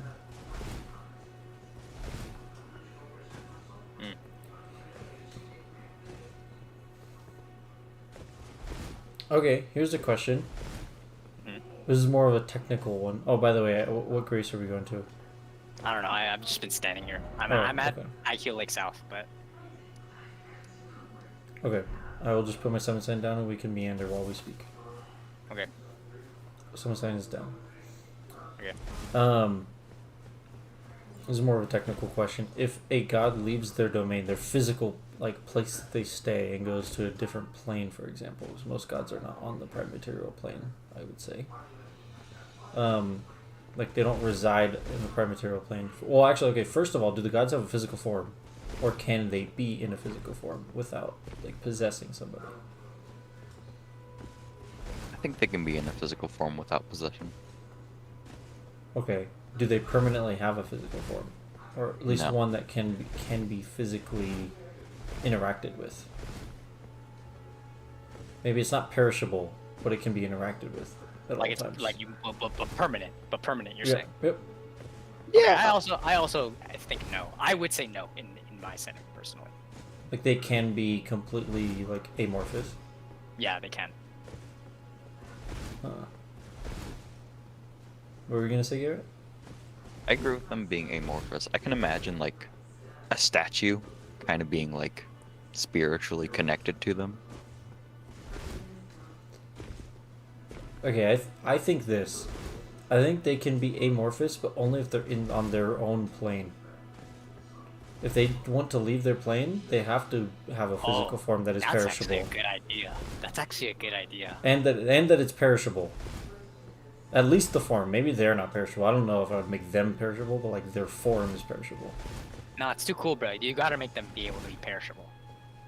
But maybe you would have to have the way I'd probably do it if I did that. This is not a hill I'll die on either, but maybe I would make it to where their form is perishable and they are perishable, but in order to kill the actual god and not just the physical form they're in, you have to do specific things. You have to have a specific weapon, or complete a specific ritual, or kill them in a specific way. Otherwise, it just sends them back to their plane. But what if they die on their plane? I think if they die on their plane, they're fucked. They're dead. Yeah, they're dead. Yeah. Yeah, but if they die on somebody else's plane, then it depends on how you kill them, basically. Did you use the Godslayer sword or whatever the fuck? Also, my summon sign is down at the IQ Lake South. Okay. I kind of like that, because then it also creates it's almost like a Harry Potter thing. I think this aspect of Harry Potter was pretty cool. The whole idea of the Horcruxes. Then they're basically Horcruxes. In fucking D&D, you have Horcruxes. Obviously we've played campaigns where you have items that were of value from a period in time. There was in your campaign, Marco, there was what's his name's the god of thievery and backstabbing or whatever the fuck. Yeah, Godsbane, the dagger. Yeah, Godsbane, the dagger. What was the god that? Cyric. Cyric, that's his name. What is he the god of again? Besides, it's thievery and mischief, right? Murder, thievery, mischief, lying. Okay, yeah. So Things Cyric, like this. Assassins. yeah, then you can in your campaign there was Godsbane. Yeah. That what's his name was trying to obtain. Yes. But I think that's a cool concept. Is if you get Godsbane, then you can kill any god. Yeah, but there's yeah. multiple items that can do similar things. You know what I mean? I wouldn't just make it one, because then it's too valuable as one, in my opinion. I mean, bro, if it's too valuable, you gotta have that shit. Well, yeah, if there's only like the One one, Ring. I also don't like the idea of there only being one item that can actually kill a god, because then whoever has that is just undisputed the most powerful. Exactly. That's why you have to hide. You have to have multiple forever, people. And if somebody finds it, the apocalypse happens. You gotta stop the apocalypse. The players have to stop the apocalypse, bro. No, you gotta stop anybody from finding all of the items that can do that. There's multiple of them, and if you have two people that have, like, that each have one, but they're on opposing sides of the war, one wants to stop the war and one wants to create a war amongst the gods, that's way cooler. Oh shit! Brain rot, brain rot, brain rot. This dude plays COD. I don't mind the idea of there being multiple.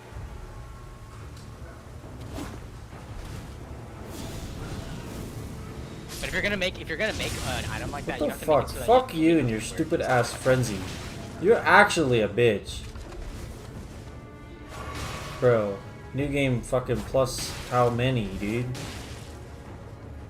I think there could be multiple gods panes. The issue is trying to figure out how to make it.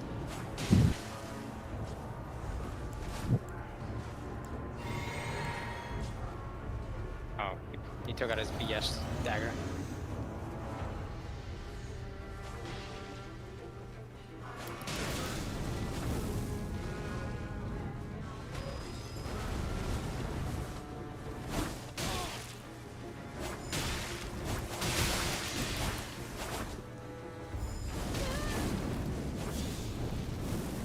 Get fucked.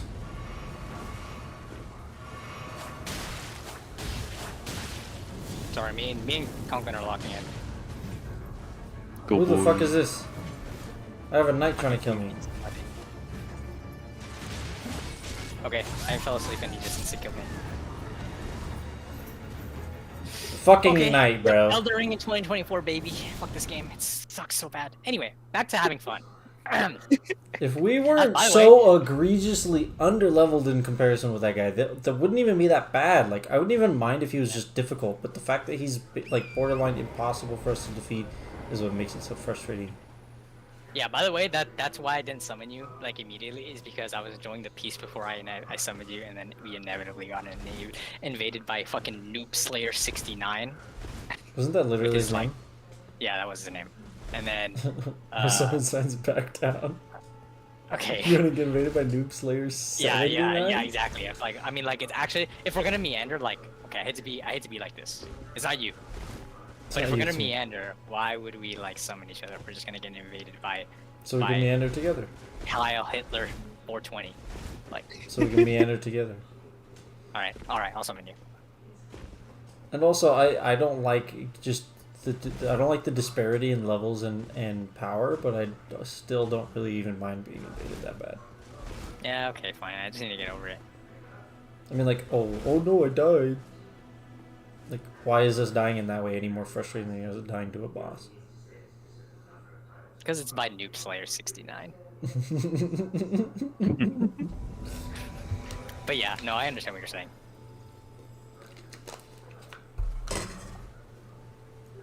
All right. Mhm. Do you okay? What do you guys think of that ideology though? That like gods can be perishable if they leave their domain. They have to be in a physical form if they want to leave. I like it. It's a good rule. I'm actually like, okay, I think that it's interesting if they can't leave their domain. Boring. That's what Then they can't get killed. They can. You just have to go to where they live. So much harder, bro. So much Oh harder. yeah. What, you think it's not? Oh yeah. I didn't know that it was supposed to be easy to kill a god. My bad. No. See, here's the thing. The reason why mine is cooler is because the gods can just choose not to because they're not dumb. All of the gods who really don't want to die, they just don't leave their domain. What reason does Corlon even have to leave his domain anyways? Unless it was a very big risk, and he knew it. I mean, he doesn't. Exactly. Okay, So it's- it's so it's literally the effectively same as just yours trapping anyways, there. but it leaves you the opportunity as a DM to force a god to come out. Plus, it's not like No, that's going to be any because- easy combat anyways. Okay, I just I like the idea of them not being able to leave their domain because I like the idea of Coralon and Moradin and Bahamut and the boys, the lawful good boys, pulling up to Asmodeus' crib and just blasting him in the 9 hells. You don't like that idea? No, I hate that idea. Like, Well, see, here's the literally, thing. You think they would win? I'm not so Uh, sure, and I don't think they are either. I mean, you could make it so that they wouldn't win, but like, I just feel like they would, because who do you think has more allies? Lawful good Bahamut or lawful evil? Oh, Asmodeus, Yes. by far, not even close. Oh hell no, hell no. If Yeah. anything, people are gonna be like, yes, please kill him so I can take his throne. Mm-hmm. I mean, I don't think so, because if I think that there's every one of the gods that runs one of the layers of the 9 hells is smart enough to know that if they fuck up Asmodeus, they're gonna fuck them up too. So it's either we all fight on the same team or we're all dead. They're probably smart enough to know that. And even if they did try to take his throne, what's to stop them from just coming back and doing the same thing again? Okay, then let me ask you this question. That makes sense. But what about the fact that in Mount Celestia there's the Celestial Paragons, which are the same thing? It's the 9 leaders of the it's leaders of the 9 layers of hell. There's also leaders of the layers of Mount Celestia. So the power level's Yeah. the same. The only difference is that because of the nature of the gods being good, you can get the whole like chaotic good, lawful good, neutral good. You can theoretically, conceivably make all of them team up. But good luck getting fucking chaotic evil Demogorgon who's literally just like all fucking like I'm an animal, I'm wild, I don't fucking do anything. Like fuck you, I'm gonna fucking kill you. Good luck getting him to team up with Asmodeus, bruh. Asmodeus is gonna get blasted. I mean, I think I that's, mean, like, that's fair, but I think, like, in order for, at least me, I'm thinking about this from a story perspective now. In order for me to even be willing to consider one god going into another god's domain in order to fuck them up, it is specifically for the plot of the story, and that is it. Like, they're not ever going to do that. Because I don't think Corellon has any reason to kill Asmodeus either. And I also don't think that it's so clear. Like, your reasoning for explaining why the good would win is a good reasoning. I still think, before I rebuttal that part, that it's not so clear that the good is stronger than the bad, 1 for 1. Now, like I said, I mean, it was a good point that you said about the whole, like, teaming up thing. I think, like, all I would have to do is be like, I'm the DM. A Demogorgon is not so stupid that he wouldn't want to just, like, why would... a Demogorgon doesn't want to die either. Okay. Out of You're pure actually right. self-preservation. He's not that stupid. So yeah. I mean, and if anybody's going to be stupid enough to just not team up against, you know, Mount Celestia, it's going to be him. But I still don't even think he's that stupid. I don't think any of the evil gods... And I also, like I said, I don't think it's so clear that the good gods are just... Like, if you got every single one of the good gods versus every single one of the bad gods, all of them combined, I'm not sure who would win. I'm not so sure that it's the good guys. In my world, at least. I would not make it so clear. I think it's more interesting if it's not clear. I think it's more interesting... And, like I said, I mean, the only reason why I'd ever do that is... Well, by the way, wait, there's another point that I want to make after this. The only reason I would ever do that is specifically for the story purposes. Like, oh, you're the party. You're going to be the difference makers. Once you guys are level 20, you guys...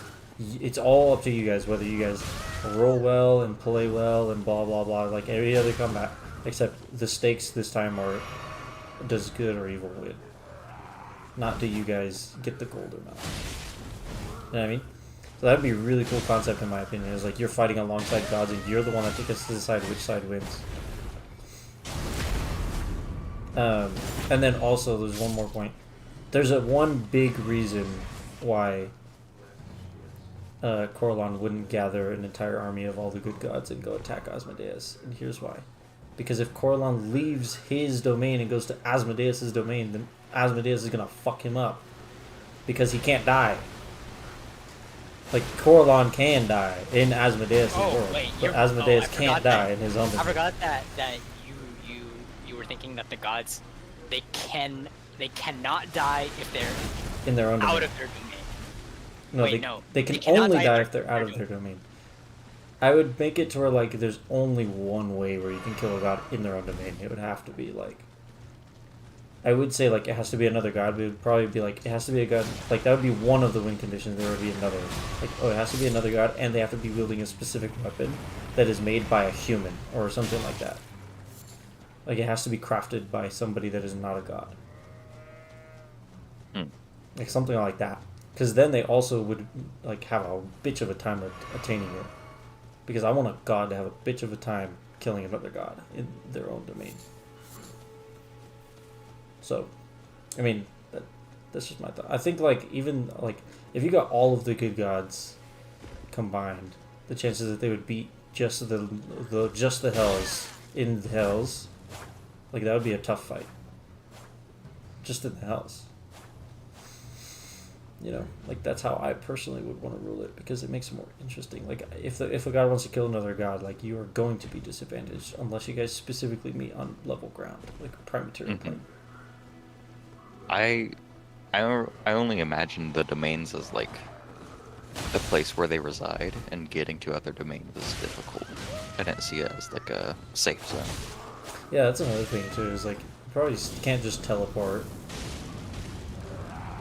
They probably Yeah, can't like they just, can't, plane shift. walk over to their neighbor's house and hop in. They gotta like do a ritual and shit. Yeah, Like it's harder for them to travel than it is for like a mortal, basically. yeah, because they're Yeah. supposed to be tied to specific domains or whatever. Yeah, like gods can meet in the middle in neutral grounds, but if they want to like, try to do a jump scare in their enemy's domain, they have to break in basically. I like that idea too. That's pretty cool. I just thought of a sick ass fucking campaign idea. Like potentially post-apocalyptic. You could play it post-apocalyptic, but make it like post-apocalyptic. I think are very polarizing, like setting concept. Because it's like I personally I don't like the idea of it's post-apocalyptic and it's gonna stay that way. I don't like that. Like, personally, it feels like okay, what's the point? Like if I was playing in a post-apocalyptic world, I wouldn't want a very long-term campaign because eventually I would get bored of the idea of me not being able to fix the world. If there was a way to fix it, then that's different. But anyways, a semi-post-apocalyptic world would be like the start of the campaign starts like maybe like oh, this would be sick if you played 2 campaigns canonically. So you play 2 campaigns. One One's already too many. one chronologically happens in the year 1800 69. 1869. What's your after what? I don't know. I can't remember. I think it's like at AT or something. Or After- AU. We'll say after AU, after undertaking. I don't fucking know what the fuck. What was the event called? Time of Troubles or Age of Upheaval. I can't remember Age which of- one I decided. Oh, okay, yeah. So AU after upheaval. I think it was AU. I think I remember it being called after upheaval. But like, let's say it's like one campaign happens at 1869 years AU after upheaval, and then at the end of campaign 1, like the gods are fighting one another. Like there's a war, an actual war about to break out amongst the gods. And like I would want to make it specifically vague who won. I would want to make it specifically vague at the end of campaign 1, like who won. And then campaign 2 takes place, let's say 200 years after campaign 1. And 200 years later, you're like, it'd be interesting because you'd kind of metagame the knowledge, but what you're trying to metagame is in real life, you're trying to find out who won the war, bro. Like in real life, you don't know. And then I like the idea of like Corellon fucking died. Like one of the major gods, maybe 2 of the really major gods, fucking got bitched, bro. Wait, that's what I did. Except it was like 50 of them.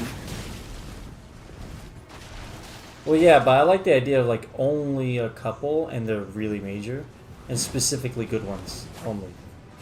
I really like that. Only good ones? Okay, Yeah, that's like maybe a couple of minor smaller gods died, but like I like the idea of it being like semi. The reason why it's semi post-apocalyptic is because the good gods like overall lost the war, and so like now you're in a new era where like shit just is fucked like California, you know. Yeah. Yeah. Yeah, totally. Oh, thank fucking God. Nice. I'm still good on S's too. Oh shit. And we got some back. Nice. Just kill the fucking guy that I made this. Anyway. So wait, so you're saying that the number of evil gods outnumber the good gods? I mean, not necessarily the flat number. I mean, maybe, perhaps.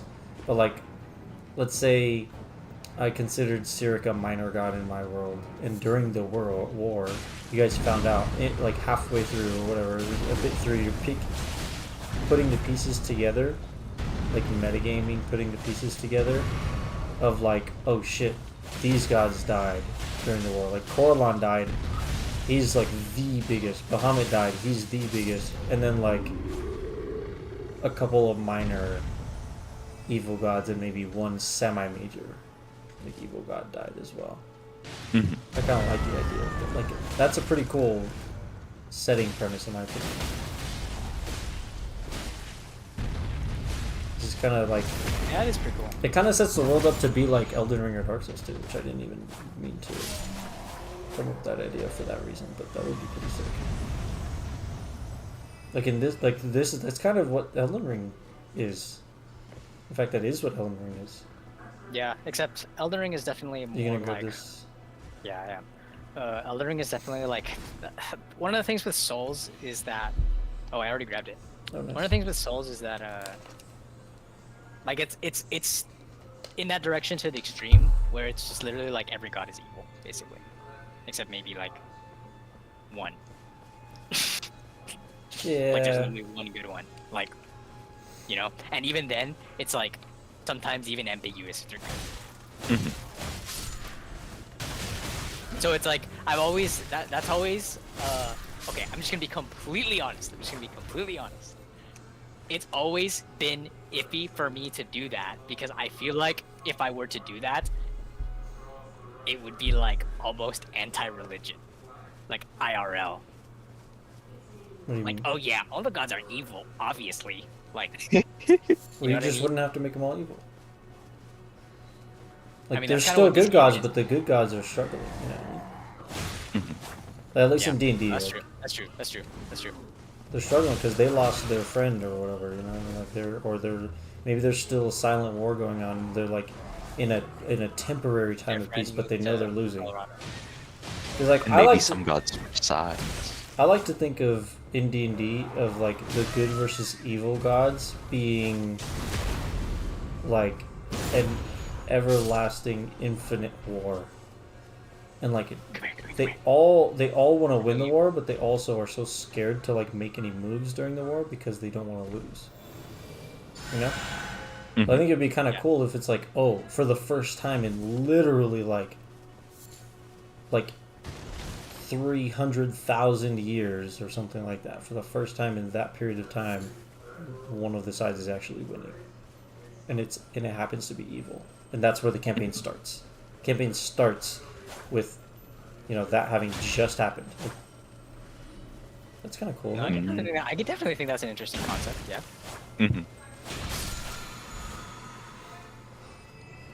I think it would be really cool from a storytelling perspective, because then it's like I said, metagaming, you would have to find out pieces. Maybe your characters know that, you know, these gods died, but you guys are finding out as you go.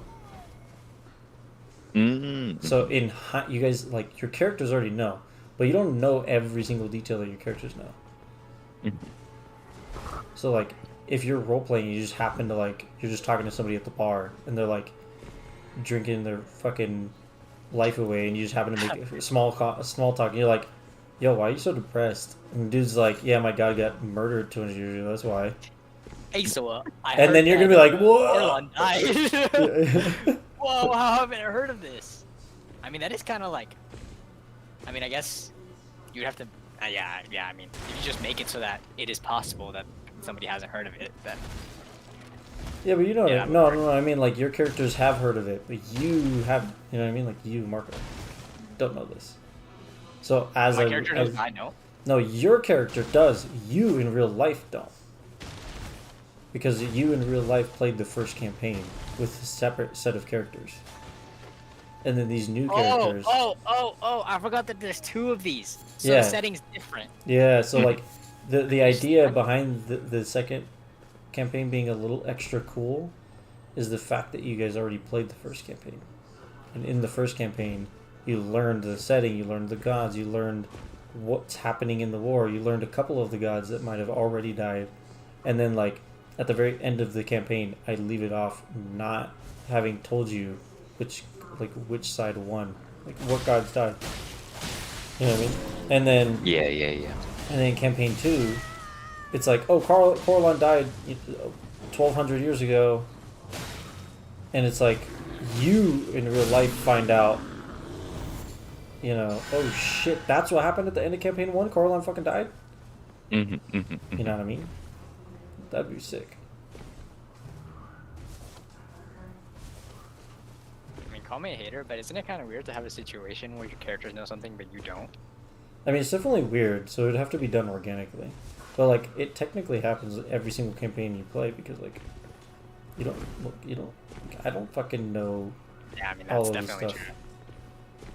Like one thing is like in your campaign. Let's go back to the old campaign, like the one where I played Silent Rain. In that one, like Silent Rain probably knew more of the gods in your pantheon than I did, because he just lives the world and encounters, you know, people on a daily basis. But you just don't, as a DM, explain that part to us because it's unnecessary. Because it's fucking yapping, yeah. So it would have to be a case like that, basically, which I think would be fine.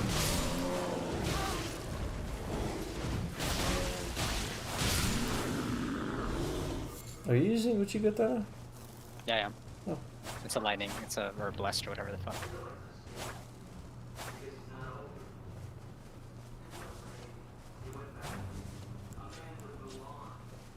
These things are in my room all the time, bruh.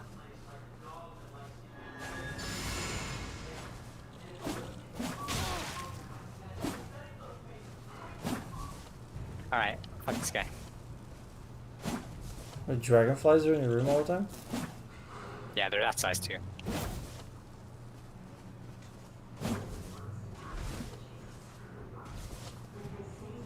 In your That guys' just gave mind, me the mental image of gigantic dragonflies breaking Bro. into Marcus' room. bro, in this apartment, yes. I'm not leaving until I kill this guy. In this apartment, yes. Oh. Average Davis fauna. No, I'm just kidding. My I got point him. is that there's yeah, I saw that. My point is that there's a lot of fucking bugs in this apartment. Oh, I see. I have a dead dragonfly in my room right now. Yo, that's pretty sick. I fucking love dragonflies. They're very cool. I love dragonflies so much. I think that like I've always thought of dragonflies as like it's one of those animals where it's like you're one of the closest things we have to like a fantasy creature. Yeah.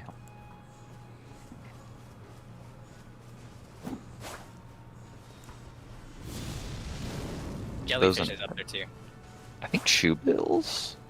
Oh yeah, no, shoebills is another really good one. Mm-hmm. Shoebills is another really, really good one. The fuck are shoe bells? Look it up. Look it up. They're birds that look like they should have stopped existing in the Jurassic era. Yeah, they literally look like dinosaur birds. Hmm. Like literally look it up on your phone right now. Shoe bells? They look like they understand religion. They literally look evil. Like they actually look like evil, like birds. And they Oh, look these fucking, ones! Yeah, they're hella gnarly. Like that thing looks fucking awesome, bro. The first, like, 5 times I saw these, I thought they were fake. Yeah, I yeah, know, right? No, yeah, exactly, yeah. The noise that they make, dude, that shit's creepy. You mean the one where they're like clack their beak? Yeah. These things Yeah. are genuinely scary. Oh no, yeah, I mean they are, bro. Like again, they literally look fucking evil. Like, Probably the only bird that is genuinely scary. Hot take. Just kidding. Yeah, those things. Yeah, they do look evil. Don't they like shake their head while they're doing that shit with their big beak too? Yeah. That shit's intimidating. I'm sure that's what it's meant to be, but it works. That's what I'm saying. I slid down. Nice. Let's go get this Church of America over here, and then I'm going to hop off for the night. I'm Because gonna talk it to is this guy. about to be midnight. Yeah, I just noticed. I was like, oh fuck, it's how is it 11? I'm just gonna like exhaust this guy's dollar real quick. Okay, you know, actually, Spam it. I mean, it's just right there, so I'm just gonna get off right now. Okay, sounds good.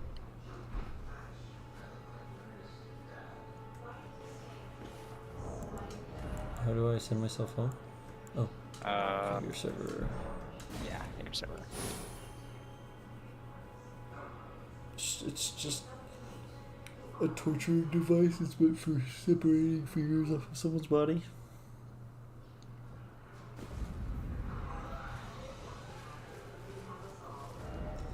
Alright. What do you think of my build? Is my build cool? It's just right now Ichigatanas with it's just dexterity with some magic on it. Pretty much. No. Yeah. I really like putting the black flame on my sword though. It's not very Yeah, good because it doesn't last very long, but adds a little bit damage and it looks really cool. So yeah.